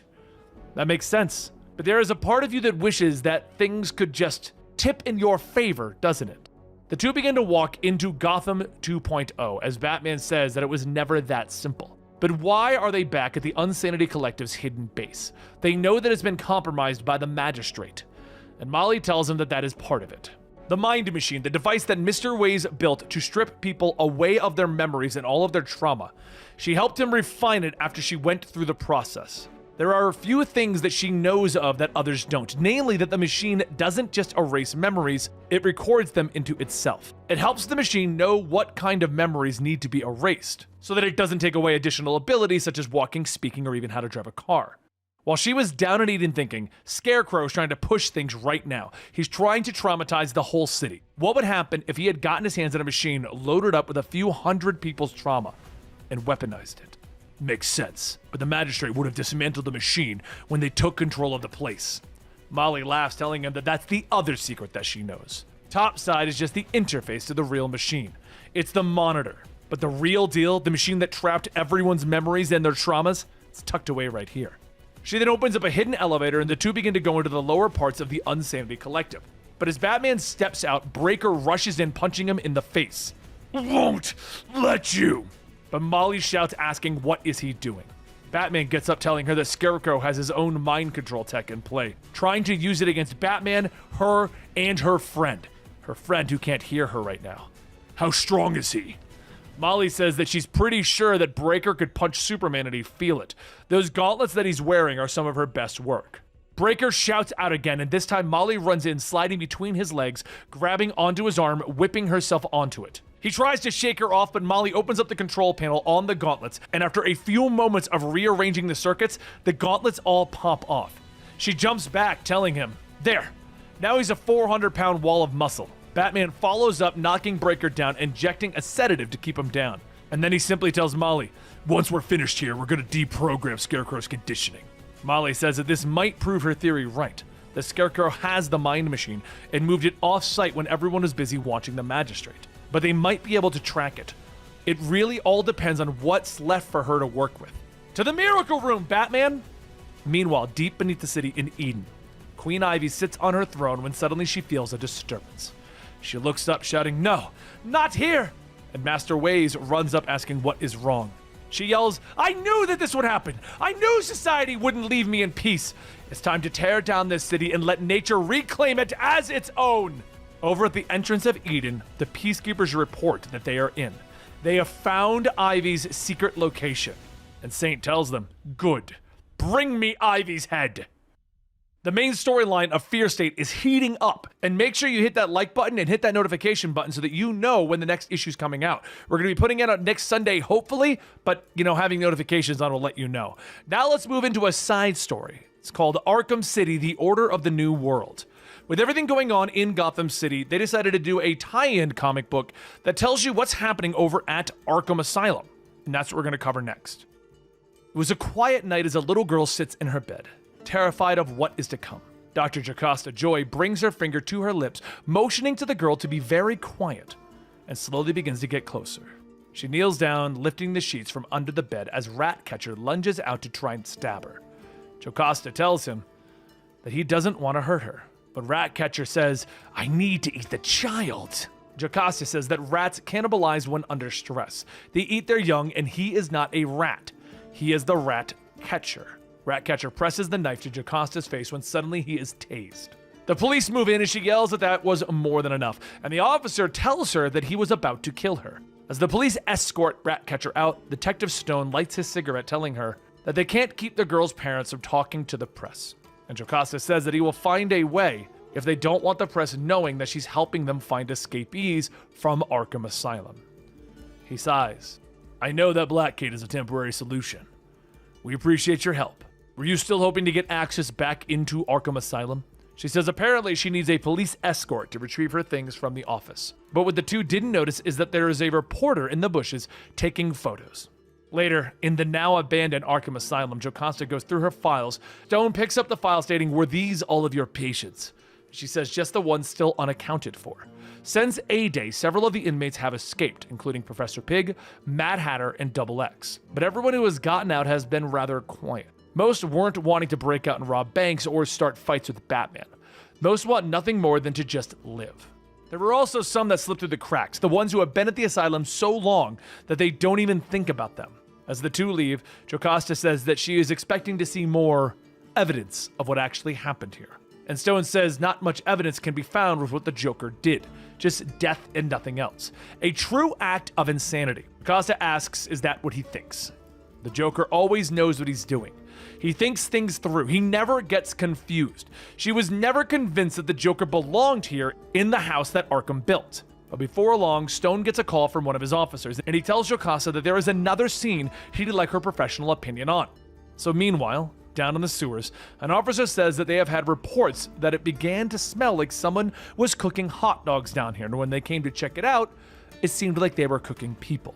Costa looks at one of the burning bodies, realizing that something must have spooked the Mad Hatter. He would never run out without his characters. Just then, one of Mad Hatter's men begins to scream, and Stone quickly runs over yelling to get the paramedics.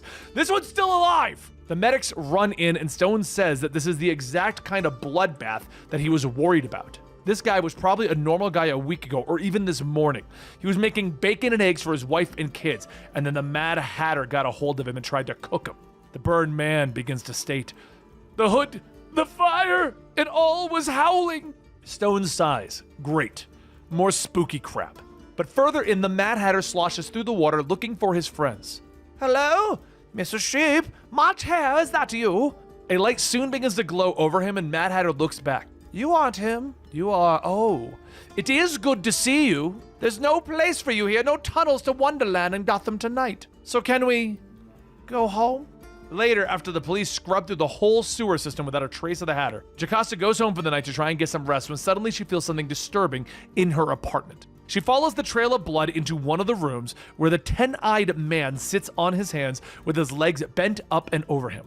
Costa says that she said before that she can't keep him safe if he keeps leaving. The 10-eyed man tilts his head, stating that he needed teeth. He was going to use his own, but then he realized that God had stolen his entire jaw. Jocasta says, then how is he speaking without a jaw?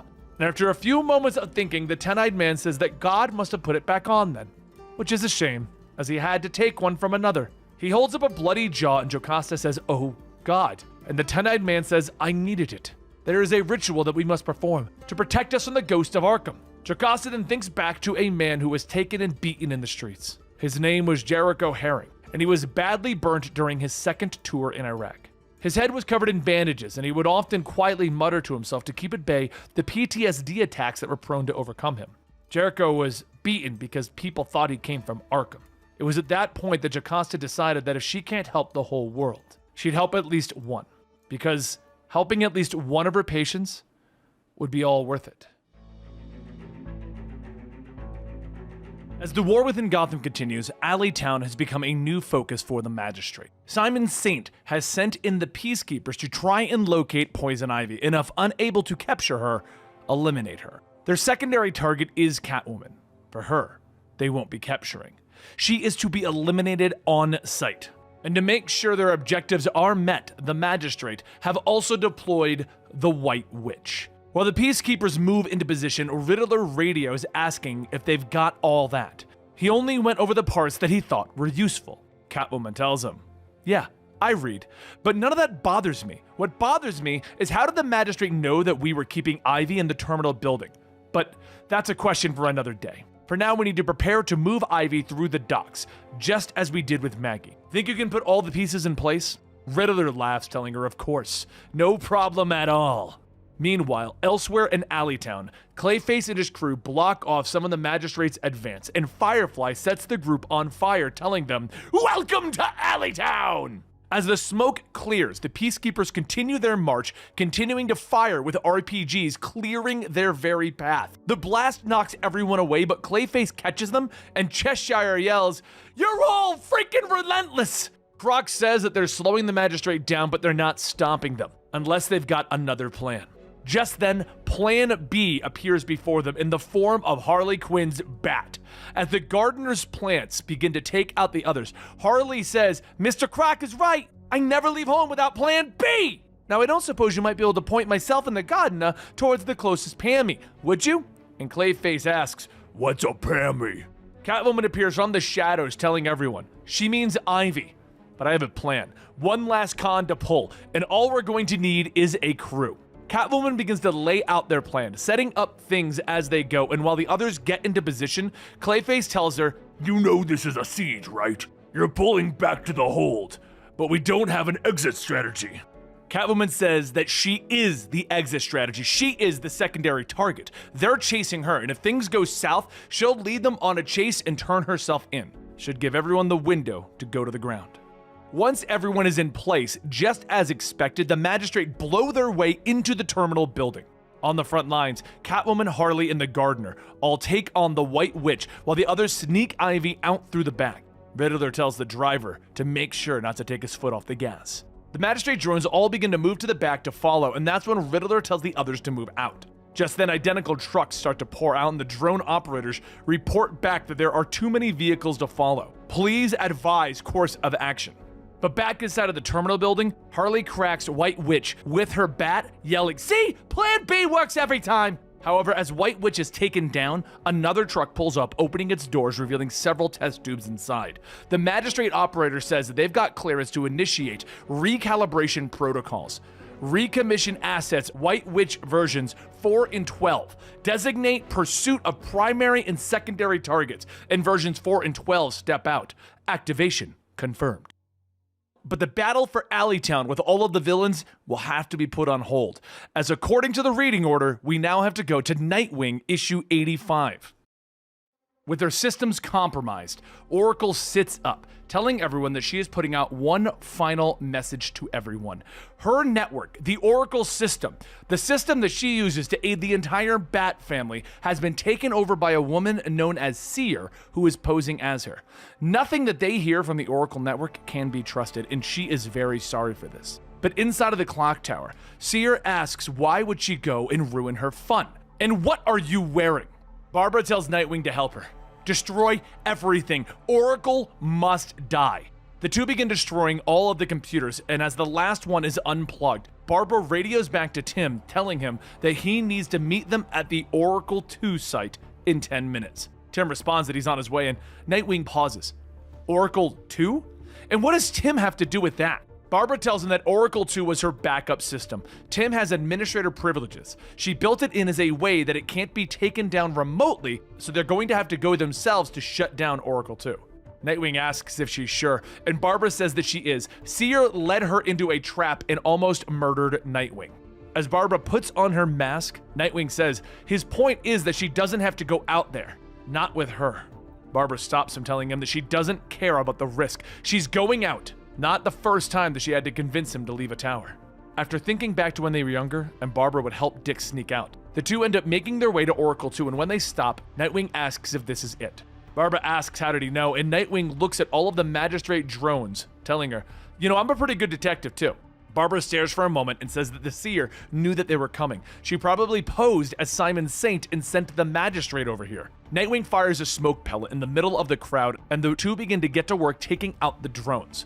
When the last one falls, they begin to head inside, but the heavy metal door slams shut behind them, and a green gas begins to fill the room. Barbara grabs her head, telling him that she doesn't feel good, and Nightwing calls out to her as a man appears with a gun. There's a bang, and all Barbara can see is Nightwing being shot in the head again. She screams, running over to catch him, telling him that all he wanted to do was help people. All he wanted to do was make things better, and now... Barbara shouts as she jumps through the smoke, grabbing the drone, beating it down over and over until a hand reaches out for her. She yells for him to get away from her, but Tim puts a mask over her face, telling her to stop fighting. Both of them are okay now. Seer booby-trapped the place with fear toxin. Whatever they saw isn't real. Once they get over the fear toxin, Barbara gets up and grabs Nightwing, telling him that she thought he was gone. And she just kisses him. She kisses Dick Grayson. Tim smiles, stating, "Finally!"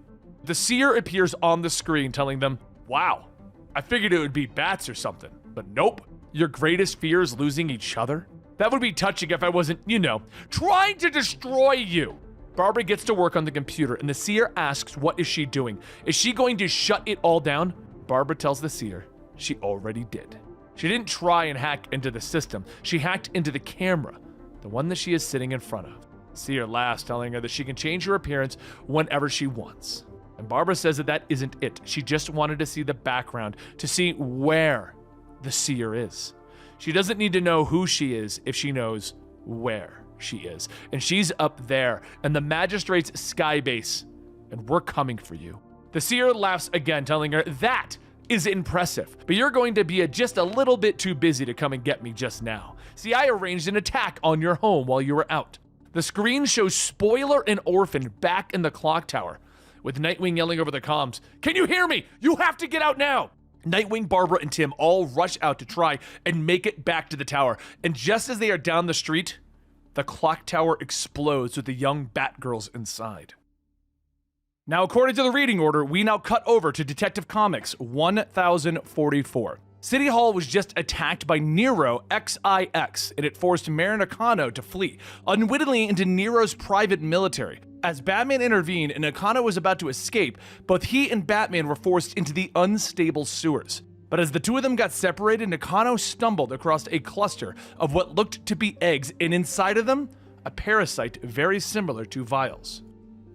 Batman shines his light around the sewers, unable to find Nakano. He radios back to his source asking what the status is on City Hall, and he gets an update that Nero's got a hold over the building. But the further that Batman travels underground, his connection back to the rest of the Bat family begins to weaken until he's finally cut off. Unbeknownst to him, City Hall is already under control because Batwoman has made her way in and has taken down Nero and his men.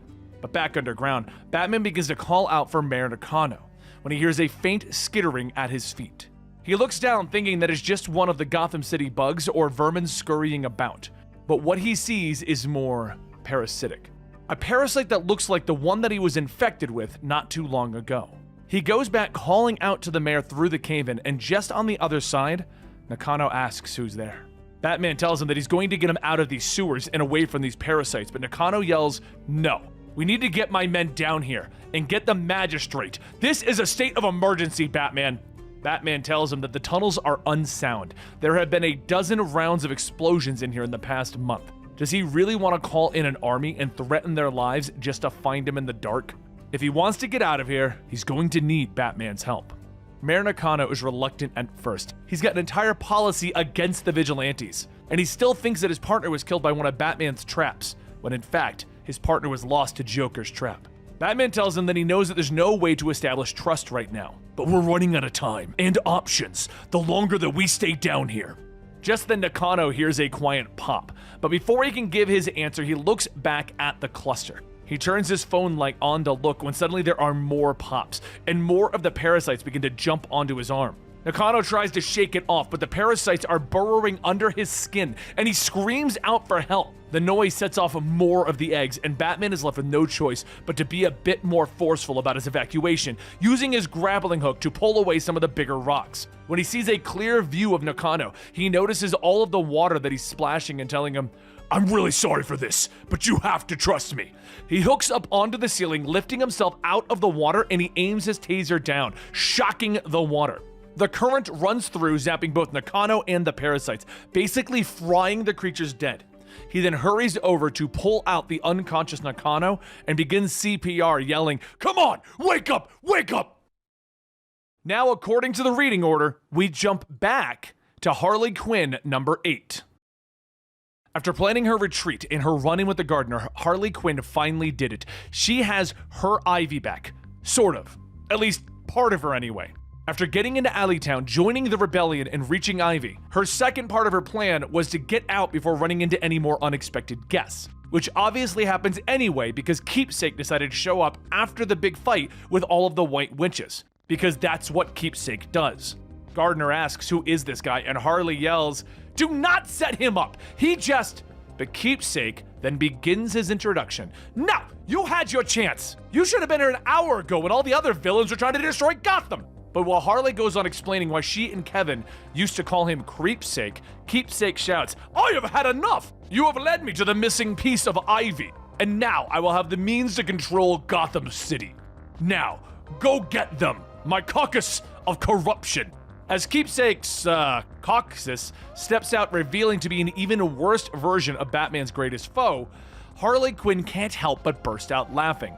Sage Swine, Sword Lady, Blaine? Who? You made clones of Batman's villains and named them that? Maybe we should incorporate that name before Keepsake does. Finally having enough, Keepsake tells everyone to get them, and the brawl begins, which is, well, pretty sad. It's evil, terrible versions of Batman's villains. Harley and the others easily take out the caucus. But while fighting Blaine, Harley notices something. She demasks Blaine and sees a J tattooed on the woman's face. Harley stops punching, asking, "Is this what Hugo was doing at Safe? Mind controlling these people?" Gardner yells that they don't have time for this. They need to get Ivy out of here now. Catwoman then tells Harley that she and the Gardner will have to stay back and keep the others busy.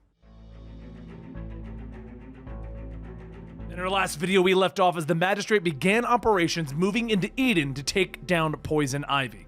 With Saint and the Peacekeepers looking for any sort of win at this point because they've been losing Gotham to Scarecrow, this is supposed to restore the public's faith in their ability to save Gotham, not Batman.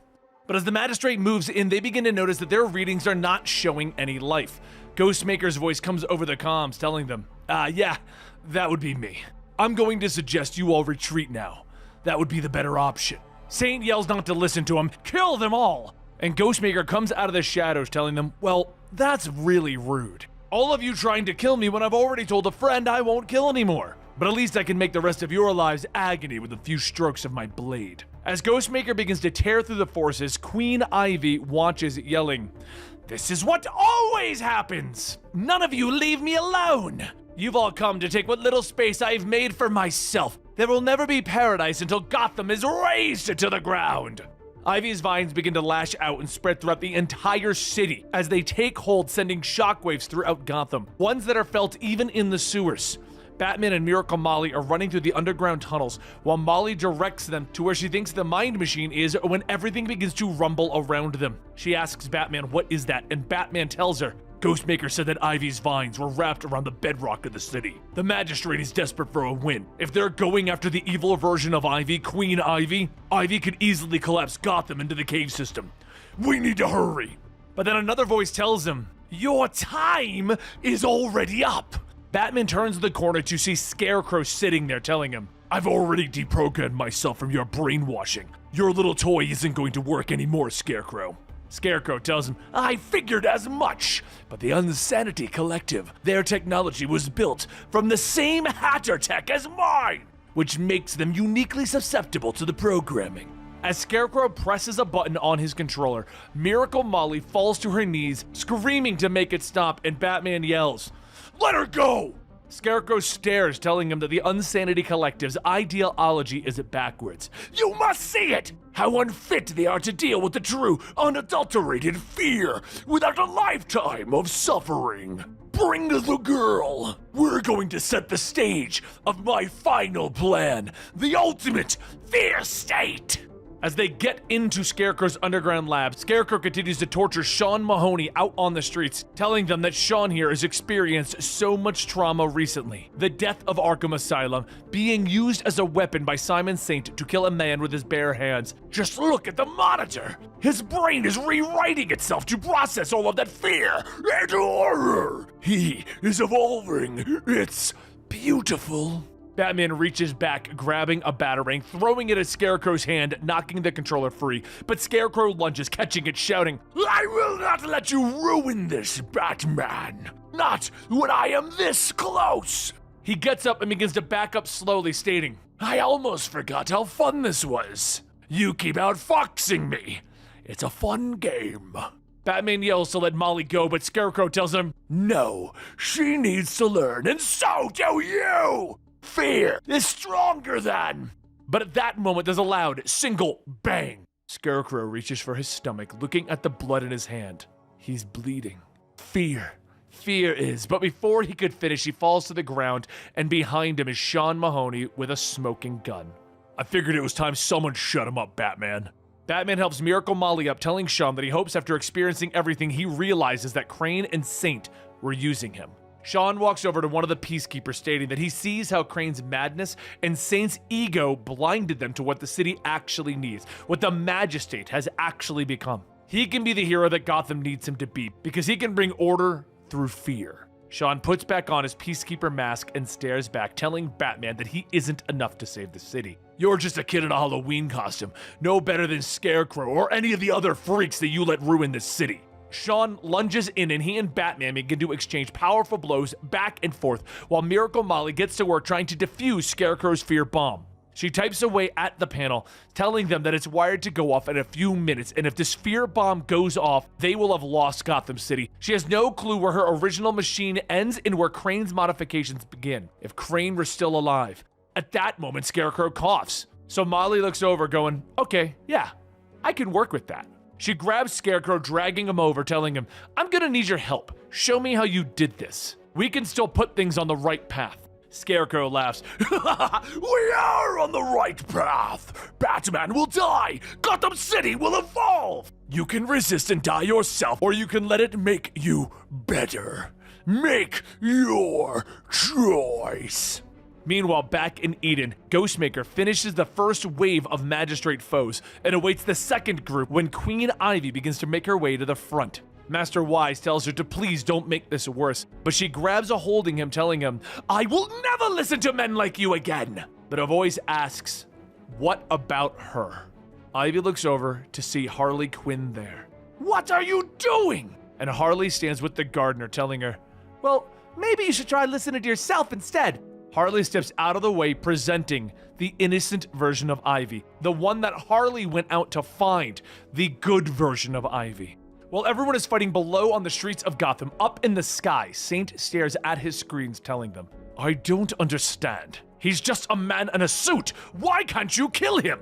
As the signal to his team is lost, an operator says that there was another earthquake. Buildings are beginning to collapse in the Narrows. Saint screams, get me in communication with my men! They need to arrest somebody, and they need to do it now! But that's when there's a thump at the door to the control room. The doors slide open and Saint looks up. No, this isn't possible! Nightwing and the rest of the Bat family tell them, okay, ladies and gentlemen, this skybase is about to have a water landing in the Gotham Bay. If you would all please make your way to the flotation devices, you can easily escape. We're here to make sure that you make it out safely to the police, who are waiting to arrest you down below.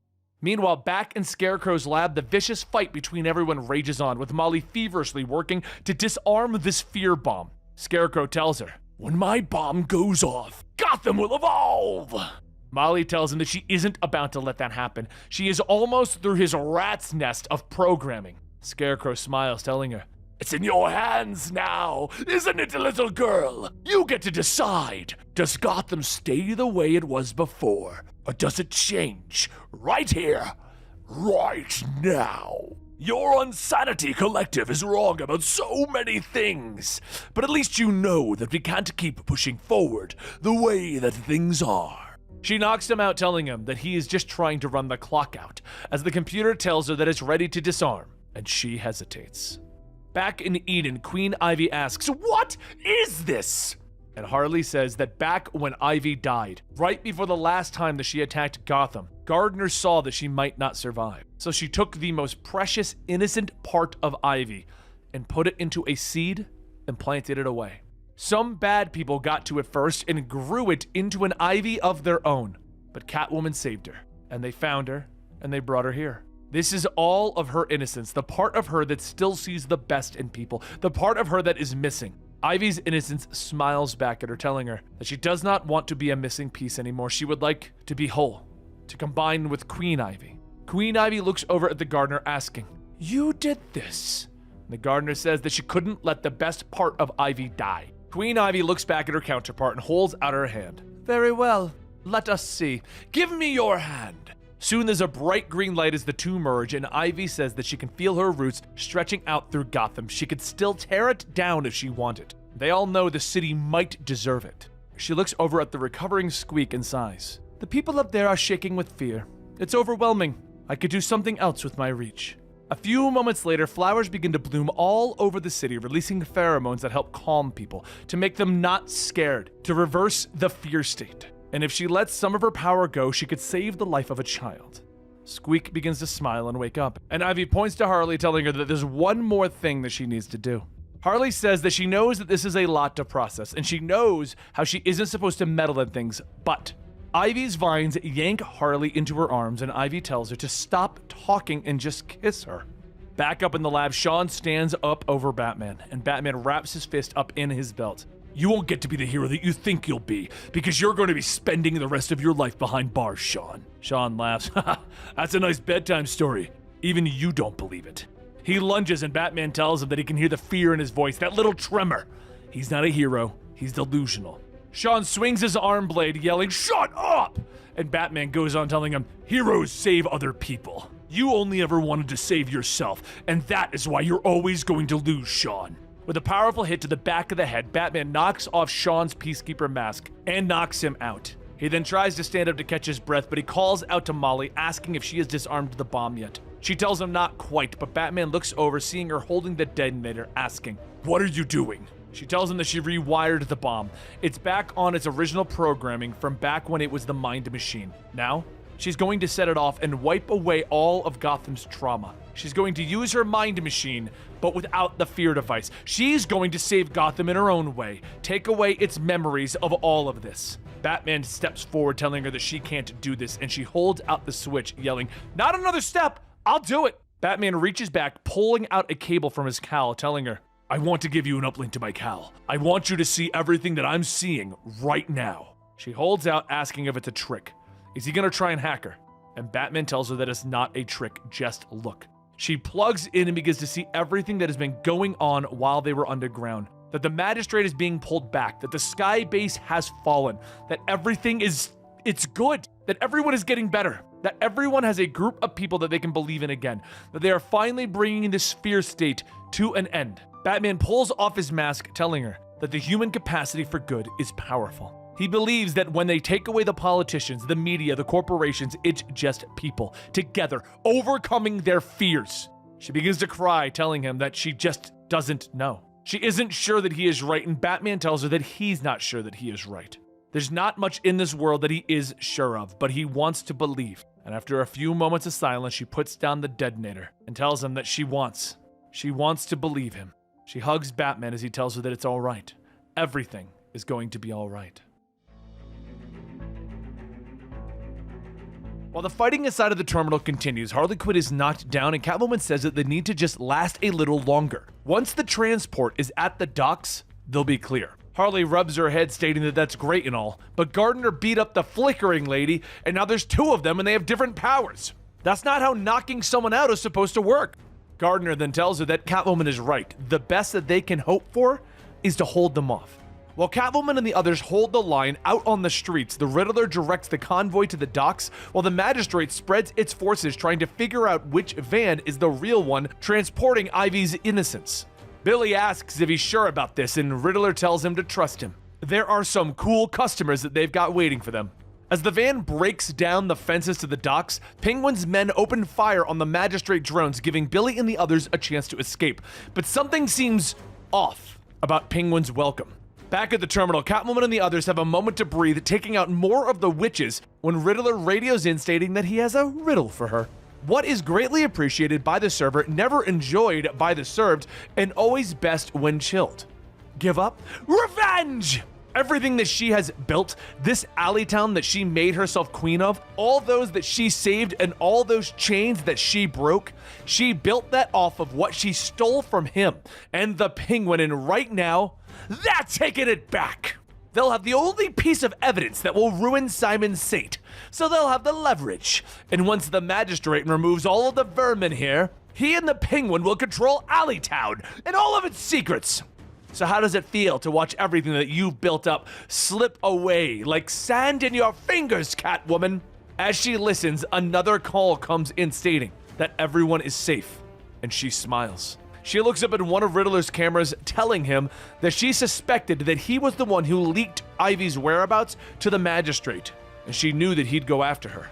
In fact, she counted on his betrayal. That's why she sent Clayface to Ivy's place and a few more party crashers. So while the Magistrate came to the docks to pick up Penguin after her crew gets out, that'll make Grove Street safe for a bit, because they never moved Ivy. Harley and Gardner got her out of here safely. So that only leaves her behind. And he's wrong. None of what she has built has slipped through her fingers. And if it means that she has to give herself up to protect it, that's a choice that she will make again and again. But outside, Shoes says, "Not just yet, Cat." And after calling in some reinforcements, they see a white car bursting through the terminal. And as it comes up to a fashionable stop, Ghostmaker gets out. Together with Ghostmaker, Catwoman fights back the droves of witches, telling herself that she won't be afraid anymore, that she won't run away. She won't be afraid to care or afraid to lose. She is unafraid. She came to Alleytown looking to prove to everyone else who Catwoman really is, and maybe she was just trying to find out herself. But she doesn't have fear for this town. It'll be fine. Its people and heroes are more resilient than they've been given credit for. So often, she'd stand here on the cold rooftops wondering if she might get a shadow to chase her just so that she can stop feeling alone. But she isn't even afraid of that anymore, because there's always people there. And there you have it, the resolution to Catwoman defending Alleytown during Fear State. Harley Quinn did run off and bring the innocence of Ivy back to Queen Ivy, as we discovered in last week's episode of Batman.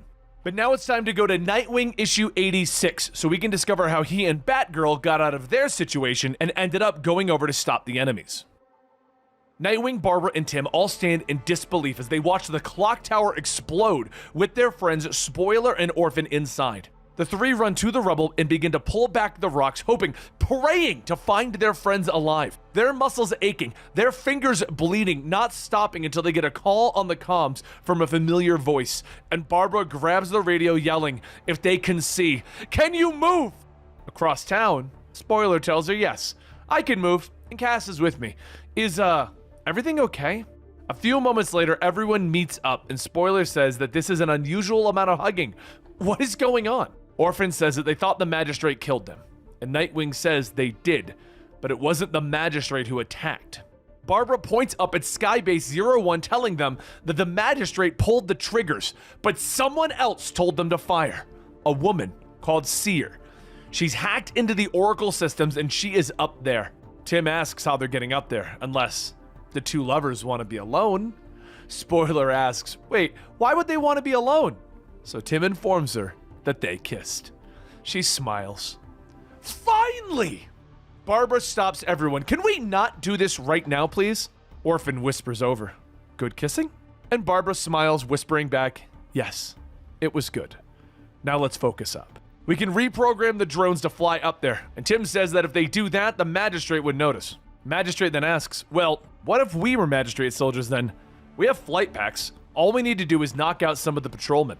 A few moments later, one of the magistrate soldiers is hit with a can, and they turn around to see Tim and Spoiler and give chase. Tim and Spoiler lead them down a dark alley where Nightwing, Barbara, and Orphan spring into action, knocking everyone out. Everyone begins to equip the armor, and Spoiler begins to fly out, stating, okay, I just want to set the record straight. We need more plans that include jetpacks. Once outfitted, the five fly up to Skybase 01, but Seer stops them as they board, telling them, I knew you were coming, and I made sure that they knew as well. Nightwing yells to remove their helmets so they know who not to fight, and engage the oncoming wave of soldiers. Seer watches, stating that it looks like they're really bogged down. Guess it's time to bring this all to an end. Spoiler asks what is she talking about, and a second later the sirens begin to blare. Nightwing realizes she's bringing down the airship, and Seer tells him, I am, and someone better do something about all those kids it's gonna crash into in the city. Nightwing asks her, what kids? She tells them that a bunch of the kids of Gothamites just paid Simon Saint to bring their kids up here, thinking it'd be safer up here than on the ground. Poor decision in hindsight. Everyone follows the screams to a room where two soldiers are keeping watch over the children. One soldier is asking, what is happening? And Nightwing tells them that their ship is going down, and we'd prefer violence in front of the children. Orphan cracks her knuckles, telling them, don't fight, just run. The soldiers drop their weapons and begin to sprint out of the room, and once clear, the children ask Barbara if she knows Wonder Woman, and Barbara tells her, I work with her all the time. Another asks Nightwing if he knows Superman, and Nightwing tells him, I'm actually pretty good friends with him. Barbara tells everyone that these are Batgirls and Robin, and they're gonna try and help them get off the ship. So Tim asks, what are they going to do? And Nightwing says, we're going for the command center. As the two get over there, they find Simon Saint already trying to control the situation, but he and his guards turn their guns, with Nightwing knocking them out and Barbara stating that she isn't here. She pulls out a jump drive stating that Seer was here, and Saint didn't even know it. She could find her, but that might not even be an option. So Nightwing asks if she would settle for hacking into the headquarters of the oppressive force that is terrorizing her city and her friends, and bringing it down from within. Barbara laughs, I suppose I could do that. Saint yells that they won't be doing, but Barbara knocks him out, grabbing the intercom, telling everyone that she is taking control of the airbase. But she will not stop its fall. She instead will direct it to Gotham Harbor. You have 3 minutes to evacuate. As everyone begins to escape from the ship, Barbara asks if he would like to do the honors, so Nightwing presses the button stating that he'd love to. And as Skybase 01 crashes into the water, Nightwing and Barbara watch as it sinks. And Nightwing says, "You usually look a bit more happier after taking out the bad guy." She holds up the jump drive stating that Seer played them and hacked Oracle and got away. She knows too much. She threatens everything. And Seer could be anyone. As she looks at the drive, she notices a strange marking on it though. Meanwhile, elsewhere, the one girl who asked Nightwing if he knew Superman walks down an alleyway pulling down the hood of her jacket. And on the back is the same marking as the jump drive. Well, now we know how Nightwing, Batgirl, and the rest of them got into the actual ship to stop Simon Saint on behalf of Batman back in our last Batman issue. And we also have a new villain out in the works, a young girl who's apparently capable of hacking into Barbara Gordon's network. But it's time to go finish up the storyline with Batman and Mayor Nakano that was apparently happening between all of this, so this one isn't going to line up at all. Here we go, the finale to Batman saving the mayor.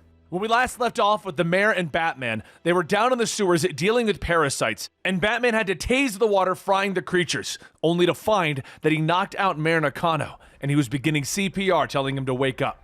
After several minutes of beating on Nakano's chest, Nakano gasps for air, screaming to get them off, but Batman tells him, "It's okay. The shock took care of the parasites." He shines the light into Nakano's eye and studies it for a moment, telling him, "Good. No abnormal reaction to light." Nakano asks what is that supposed to mean, and Batman tells him that means that he's not infected. Now they need to get out of here.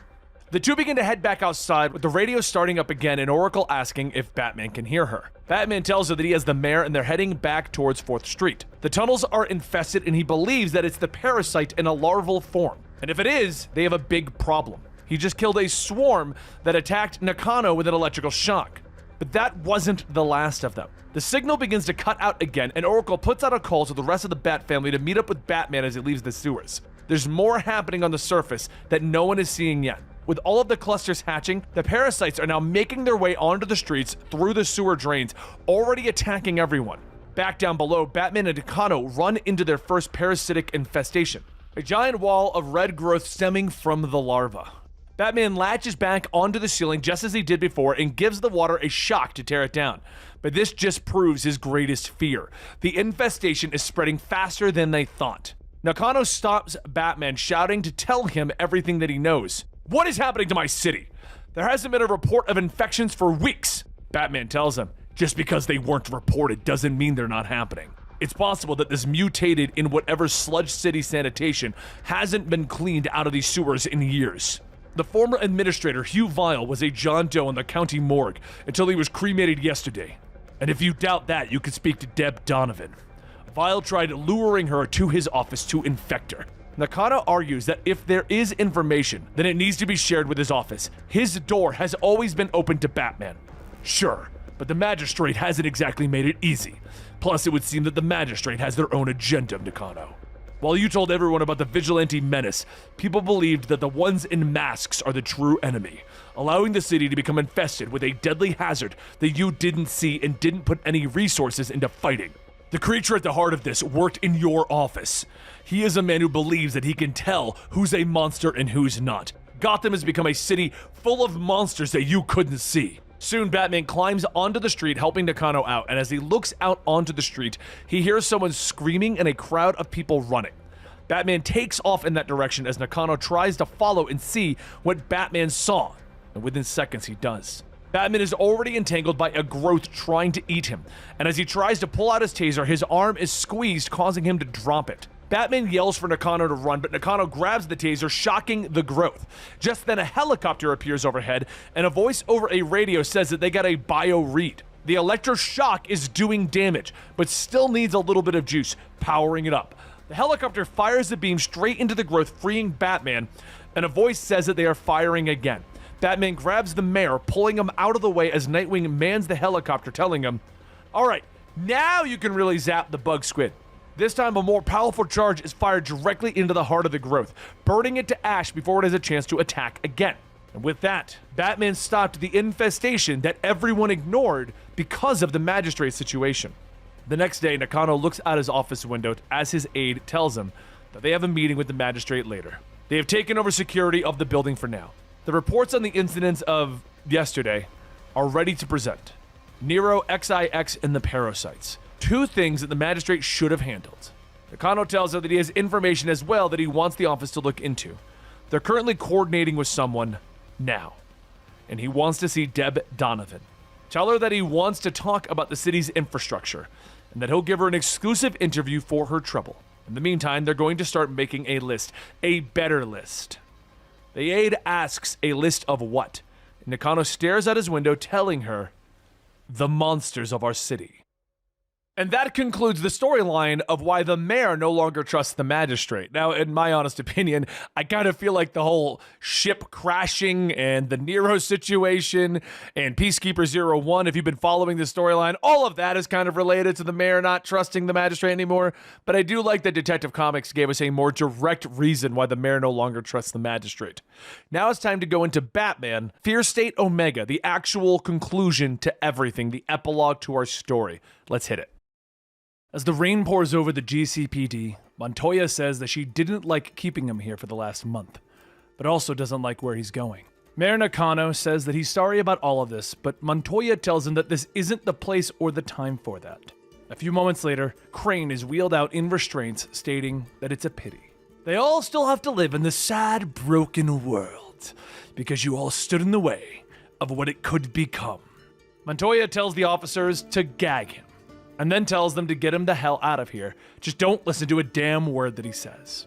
He's loaded up into the police transport, and the 2 officers drive off, with one stating that it's kinda creepy driving one of the big bats. There's so much fear in this city thanks to him. Crane sits up. No, the fear has always been there. I was just doing something productive with it. I'll do a better job next time. The driver asks what does he mean next time, but before he could get a response, he slams on the brakes before hitting a giant scarecrow. Crane tells him, I'm smarter than the average costumed lunatic you're used to in this city. Did you really think I wouldn't have a plan for this kind of a setback? Several masked men begin to surround the transport, and then there's the sounds of thuds and snaps that can be heard from outside. Crane tells them, I made sure that Batman didn't get a head start on what's to come. He thinks the attack on the city is over. But then Batman opens the door. It is. He grabs Crane, throwing him out, telling him, the current restraints will knock you out if you try anything.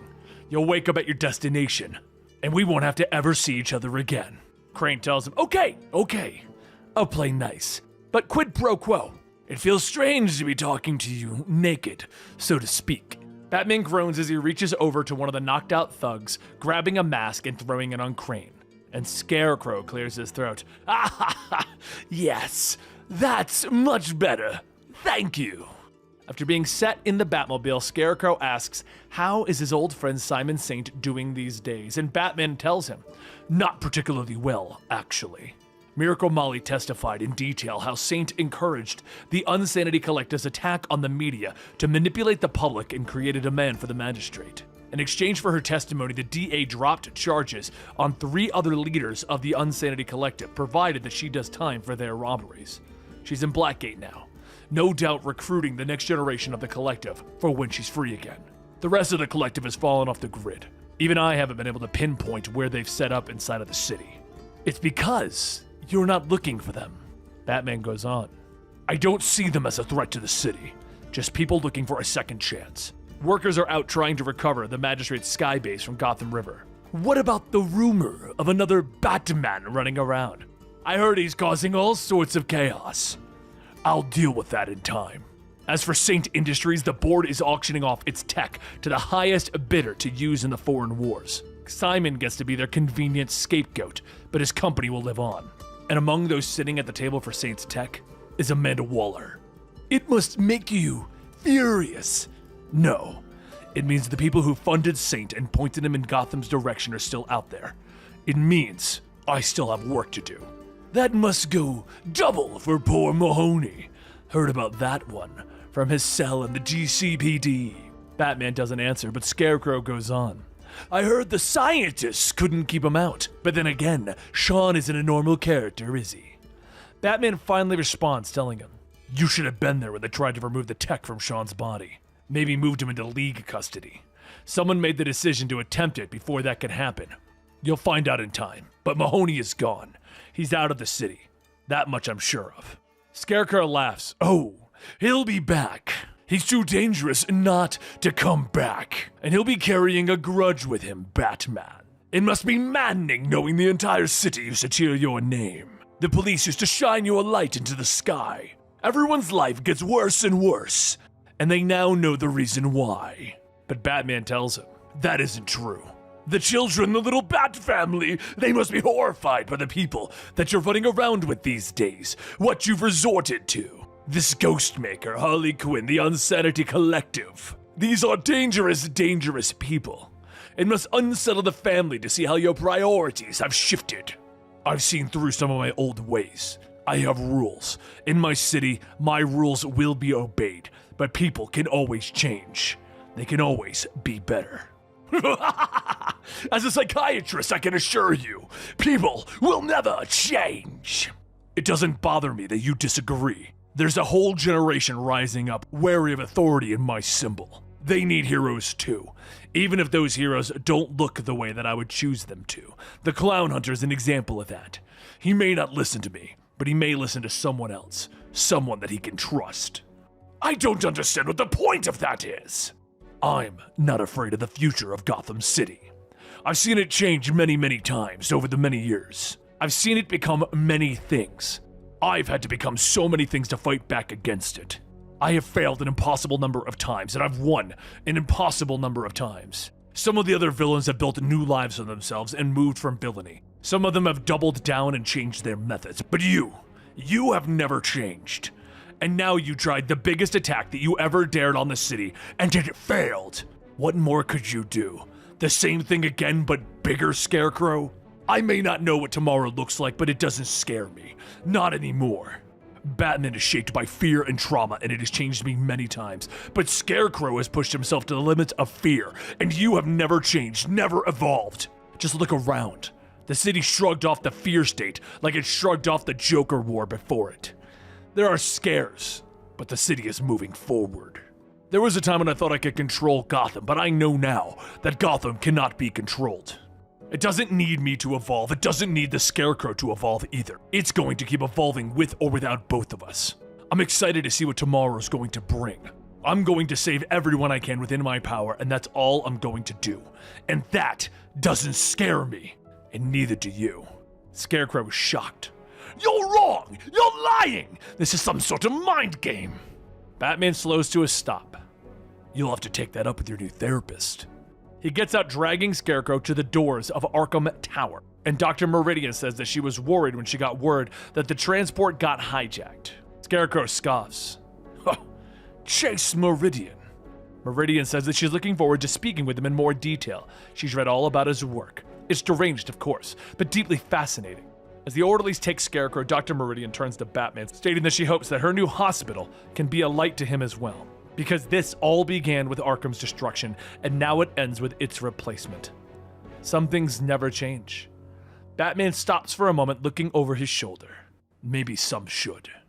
And that was the full story for the Batman Fear State arc by James Tynion. What did you think about today's story? Let me know in the comments below, and be sure to like and subscribe to help out the channel. I'm Dan with Comicstorian, and we will see you next time. Rest in peace, Benny.